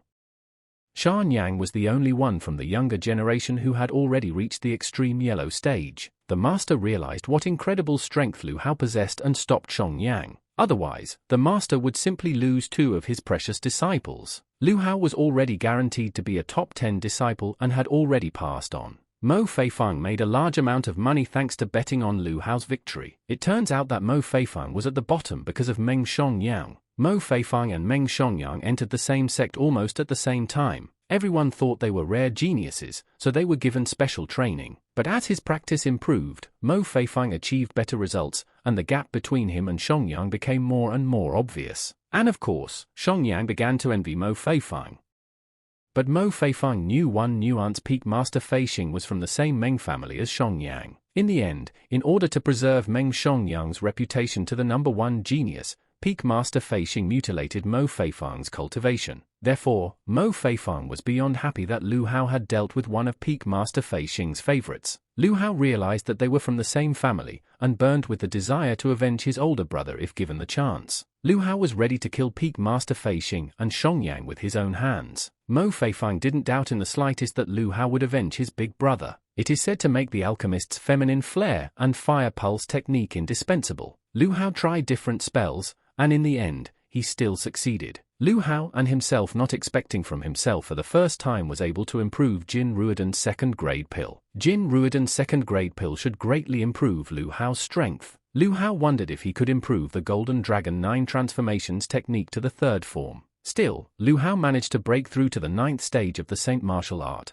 as well as improve the Golden Dragon 9 transformation technique to the 3rd form. There was an incredible noise coming from the street, and Lu Hao decided to go out and see what was going on. It turned out that Lu Songxia's son Lu Xiu had come to deal with Lu Hao for secretly learning his Lu clan's techniques and harming his fellow clansmen. Confident, Lu Xiu wanted to fight one-on-one with Lu Hao at the foot of the mountain. Lu Hao agrees to go one-on-one with Lu Xiu, because his father, Lu Songxia, killed Lu Hao's parents, and this is a great opportunity to settle scores with him. And if Lu Xiu has learned Lu Hao's identity, he can't be left alive, he thought. Lu Hao's punch was of the level of the extreme yellow stage from Lu Xiu, and there shouldn't have been a wet spot left. But Lu Xiu proved to be a strong opponent, for he too had cultivated the power of the dragon. Lu Xiu scoffed at the fact that Lu Hao had yet to fully learn the Lu clan's dragon power, but already dares to turn up his nose so high. Lu Xiu punched Lu Hao with all his might, but Lu Hao easily blocked his punch. Lu Hao didn't even find it necessary to use the dragon power against Lu Xiu, for he was weak enough. Lu Hao demonstrated to Lu Songxia's son, Lu Xiu, what the real power of a dragon meant. That one was a bit shocked to say the least. After all, he had trained for many years, but he could still only use the dragon claw. It's probably all because Lu Hao is a true descendant of the divine dragon. Lu Xiu started threatening Lu Hao that if he killed him, there was no way the Lu clan would let Lu Hao go. Lu Hao originally didn't plan to kill Lu Xiu, but unfortunately, he has learned of his identity and now Lu Hao can only silence him forever. It just so happened that Lu Hao still had some potions that he hadn't used to save the younger witch, and Lu Hao thought that Lu Xiu would be fine with them. 3 days later, Ji Yu Chen came to check on Lu Hao and was very surprised to see that he had created a second-grade pill. But this pill was only the first one Lu Hao had tried to create. It took 3 days to create a single second-grade pill. Ji Yu Chen was even more shocked to learn that Lu Hao was able to master alchemy in just 3 days. Ji Yu Chen noticed that he was becoming more and more distant from Lu Hao. Not surprisingly, the elder recommended Lu Hao in participating on the Tomb Ball legacy. Lu Hao was greatly surprised to hear this, but his master should have told him the day before yesterday. The inheritance of the Sword Tomb is privileged to the elite disciples of the sect. It is said to be done to successfully compete in the 6 sects competition. The boy was very much puzzled that his master had not told him this. Coming to his master, Lu Hao asked him why he hadn't told him about the Ball Tomb's legacy after all. But as soon as Lu Hao entered the room, he saw that something very strange was happening. It turned out that Mo Feifang Time was using Dian Jinshue's forbidden technique. He wanted to forcibly improve his skills, and the master couldn't stop him. Rumor has it that Dian Jinshue's technique is extremely dangerous. Why would Big Brother take such a risk? Lu Hao thought. Mo Feifang is thirsty for revenge and wanted to seize the moment to take part in the legacy of the Ball Tomb where he was going to destroy Xiangyang. It seems like Mo Feifang has just gone crazy, for he is even attacking his master. Master feared that using this technique would only make Mo Feifang's situation worse, so he asked Lu Hao to quickly use Taiyun Sanhua on him while he restrained him. But Mo Feifang's strength was getting stronger and stronger, and Lu Hao didn't know what to do at all. The mistress from the Looking Glass suggested that Lu Hao do the same thing she did in the Silver Sea Desert. Lu Hao had to use his divine dragon bloodline to suppress Mo Feifang's strength. Lu Hao's strength was enough to suppress Mo Feifang's strength and turn it into his own. Lu Hao couldn't let his elder brother get hurt, so he began to absorb this power. Lu Hao still managed to absorb this power and save his older brother, Mo Feifang. Lu Hao not only saved Mo Feifang, but also brought him back to the extreme profound stage. But Lu Hao was still wondering why Mo Feifang and the master wanted to hide the news regarding the Ball Tomb's legacy from him. Lu Hao was recommended by Peak Master Feixing to participate in the legacy of the Ball Tomb. But Mo Feifang and Master immediately suspected something wrong, because Lu Hao had killed one of his favorite disciples and was showing incredible potential. Peak Master Feixing is most likely going to kill Lu Hao during the Tomb Ball legacy test, and that's why Mo Feifang and Master Mi told Lu Hao about the Tomb Ball legacy trials. But Mo Feifang is going to go to test the heritage of the Ball Tomb and get even with Peak Master Feixing. Lu Hao expressed his willingness to help Mo Feifang with this, and the master didn't mind them going together either. Mo Feifang was still against Lu Hao going to the Tomb Ball legacy trial with him, but thinking that Lu Hao might take offense, Mo Feifang still agreed to bring along. According to the rules of the Ball Tomb, each disciple has time, for 3 sticks of incense, to comprehend the legacy. Peak Master Feixing ordered Xiangyang to first quickly comprehend the legacies and then seize the moment to implement their plan. In the Ball Tomb, each sword was filled with the legacy left behind by the ancestors of the 4 secret stages. It could help cultivation a great deal. Lu Hao's gaze fell on that same legendary sword treasure of the Xian Ball sect. Mo Feifang asked Lu Hao not to even try to inherit the Xian sword, because in the history of the sect, only a few people were able to inherit the Xian sword. But this only pushed Lu Hao more to try and inherit Xian sword. After 3 sticks of incense, Mo Feifang realized that time had flown by, and he was even able to reach the 6th extreme profound stage. For Mo Feifang, it seemed that coming to the Tomb of the Ball legacy trial was the right decision. Suddenly, the Feixing Peak Master's favorite, Xiangyang, sneaked up behind Mo Feifang. Mo Feifang's hunch was true.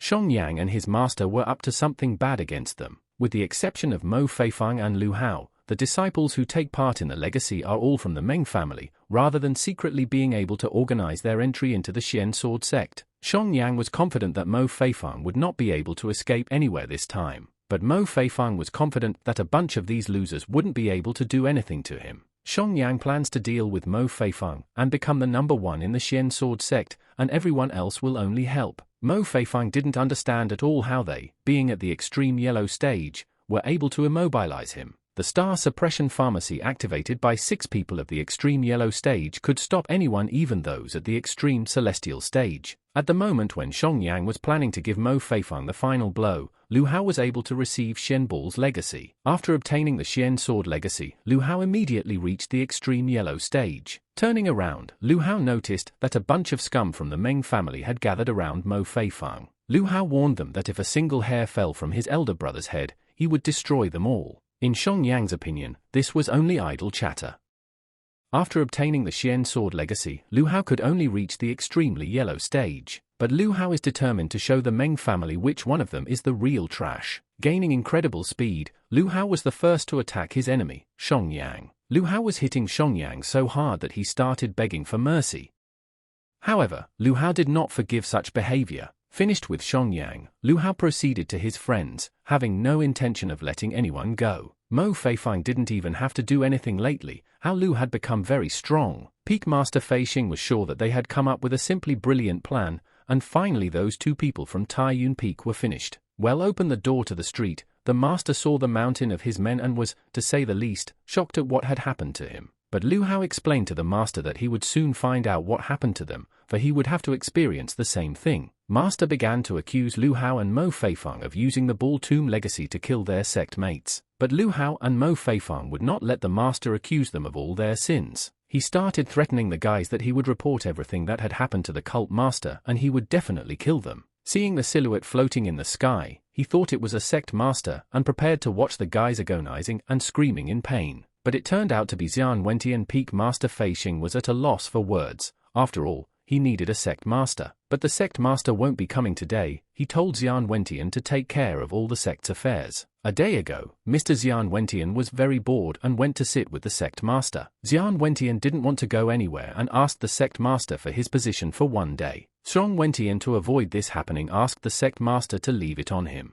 The sect master immediately realized that Xian Wentian was going to do something to Peak Master Fei Xing without even fearing the Meng family together. But Xian Wentian thought that the sect master didn't need to worry about all of this. If a sect master contemplates helping the Meng family or saving Peak Master Fei Xing, must first think carefully before doing so. But the sect master didn't want to attach any importance to this at all.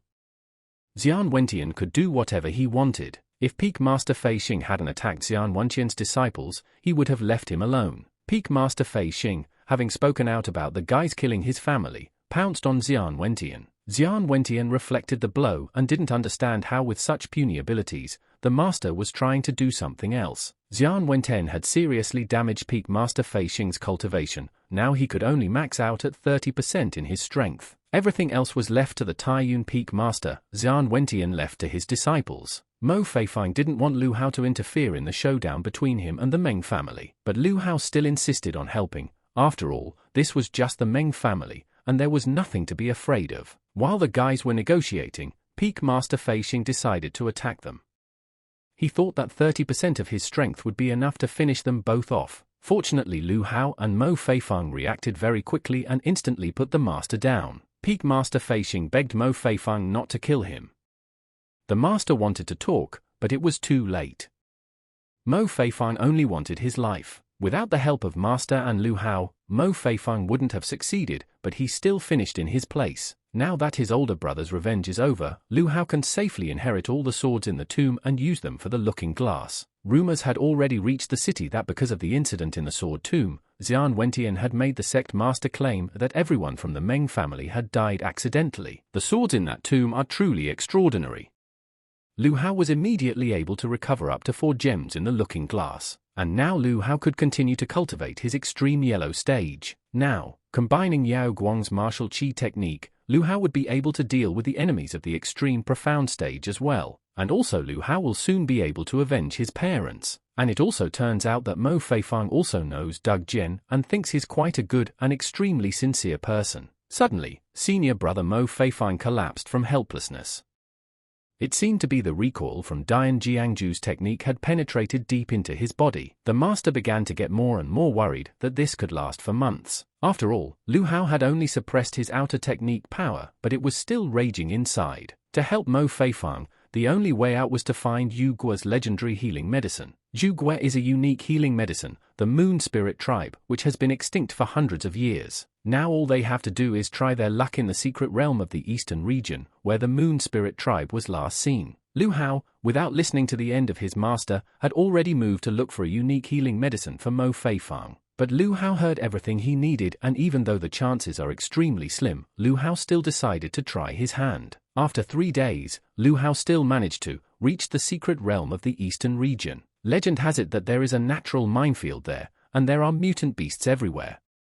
So you have to be careful. Stepping on a landmine, Lu Hao realized that it was more like someone had artificially created it. It was quite possible that the Moon Spirit tribe still resided there, Lu Hao thought. But suddenly, unexpectedly, the sound from the traps attracted the demonic shadow wolves. Their strength was at the peak of the Saint martial arts stage, and defeating them was quite easy for Lu Hao, even though there were 3 of them. But it turned out that there were far more than 3 of them, and they were not so easy to deal with.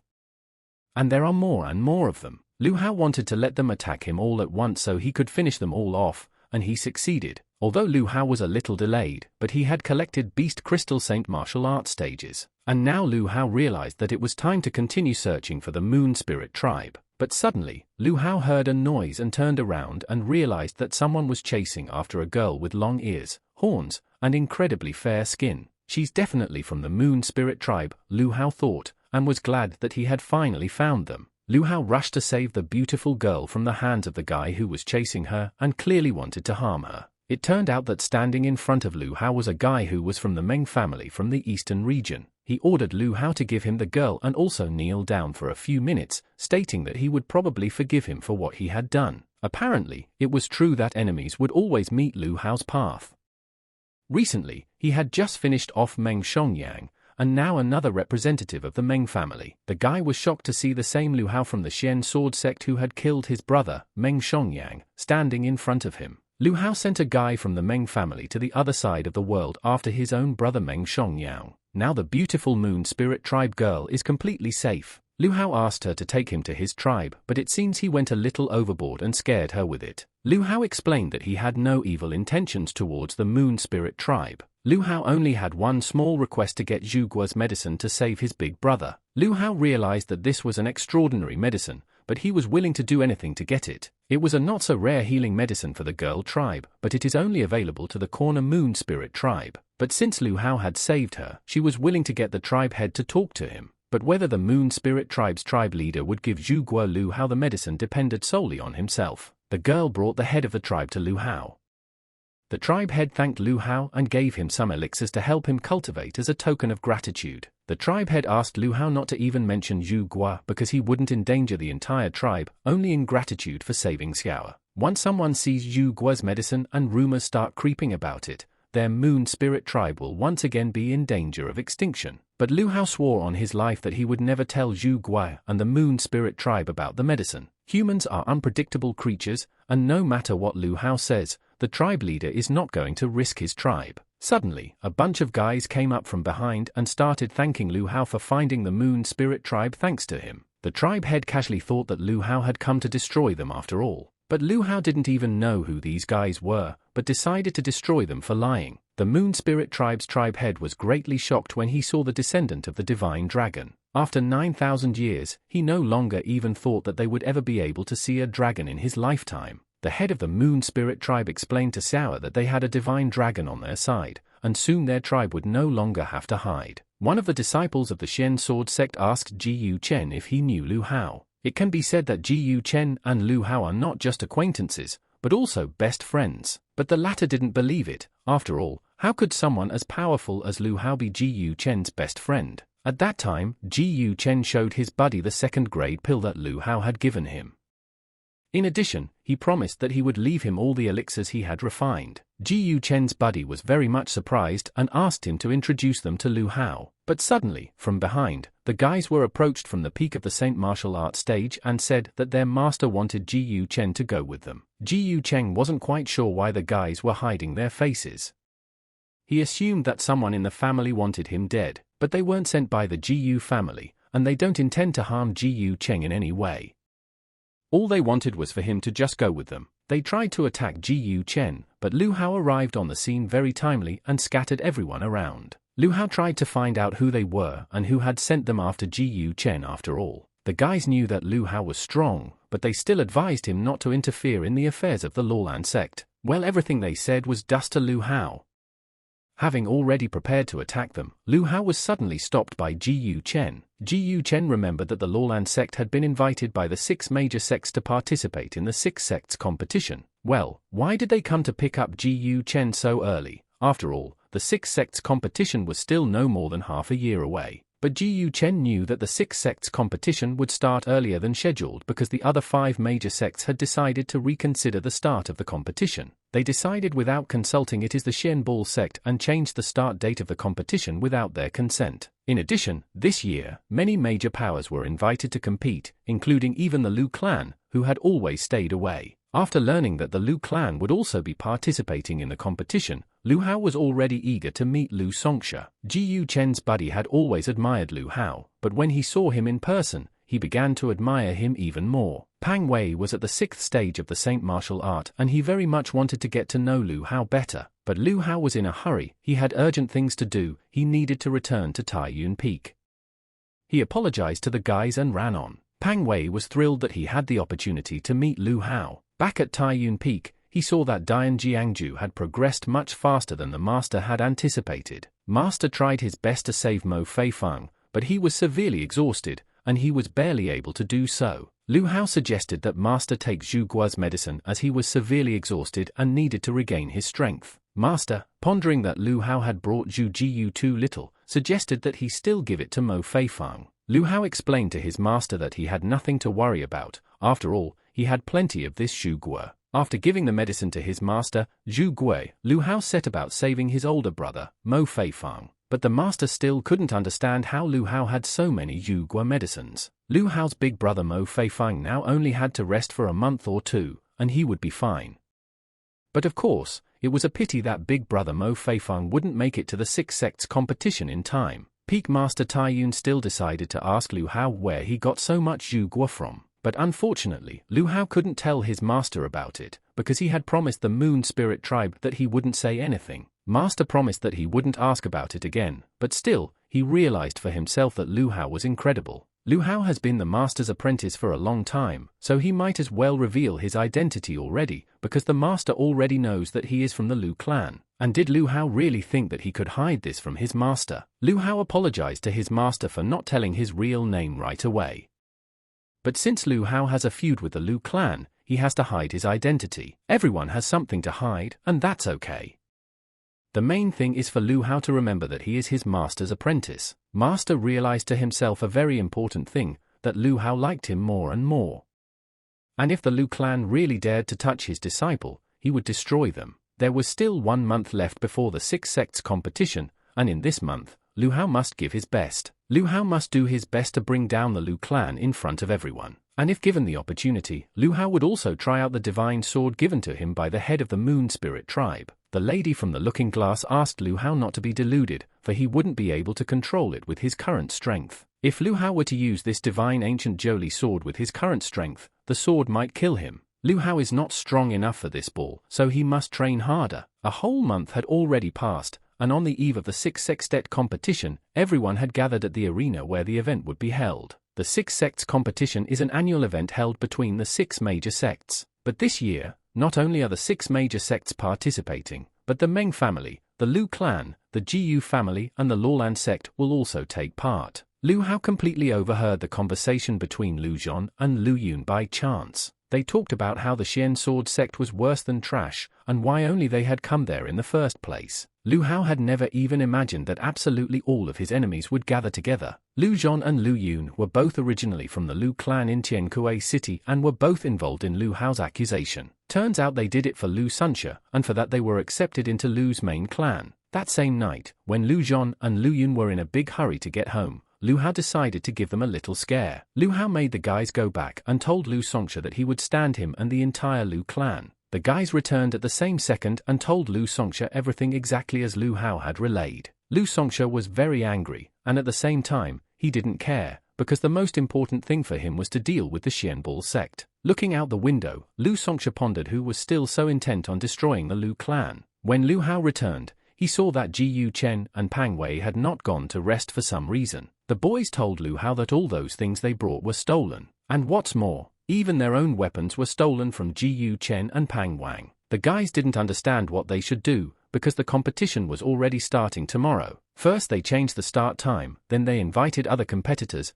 and now they stole stuff too. Someone is clearly plotting something bad against the Xian sword sect, Lu Hao thought. Fortunately, Lu Hao had some extra weapons with him and decided to share with the guys. The guys thanked Lu Hao for lending them his swords of amazing quality and the third-level pills that could restore 70% chi. The six sects competition is about to begin, and their winning the competition is what matters most. Ji Yu Chen and Pang Wan hurriedly went to lie down to rest early and advised Lu Hao to do the same, for they had an important day ahead of them. Lu Hao couldn't sleep all night because of the thought that there was something wrong with this competition, and he was very curious to know what they were really up to. The next day, all the competitors gathered at the entrance of the 10,000 Beasts Valley. All the participants were asked to split into pairs as it would make it easier to teleport to the 10,000 Beasts Valley. Before sunset, all participants must return with collected beast crystals, and the winner will be the one who collects the most top-level beast crystals. Lu Hao, Ji Yu Chen, and Pang Wan decided that they would go to the competition together, the three of them. The teleportation circle was activated and announced that the six sects competition was officially starting. Lu Songxia wished good luck to everyone except for the disciples of the Xian sword sect, for even it wouldn't help them. There shouldn't be any particularly dangerous mutant beasts in the Valley of 10,000 Beasts, and so the swords of amazing quality that Lu Hao lent to the guys should be enough to deal with them. Lu Hao suggested that Ji Yu Chen and Pang Wan hunt separately. After all, it would be much more efficient. Time was running out, so the boys had to be quick to complete the task at hand. Ji Yu Chen was extremely delighted with the sword, for even at the 7th stage of the Saint martial art, he was able to defeat a level 5 mutant beast. With this many beast crystals, one would be able to get a good place, Ji Yu Chen thought to himself. As he approached Lu Hao, Ji Yu Chen saw that he had interrupted an immeasurable number of mutant beasts. Lu Hao originally thought that hunting them down one by one would be too troublesome, so he tried to attract them all to one place and then killed them in one move. Now Ji Yu Chen understood why he couldn't meet these mutant beasts anywhere else.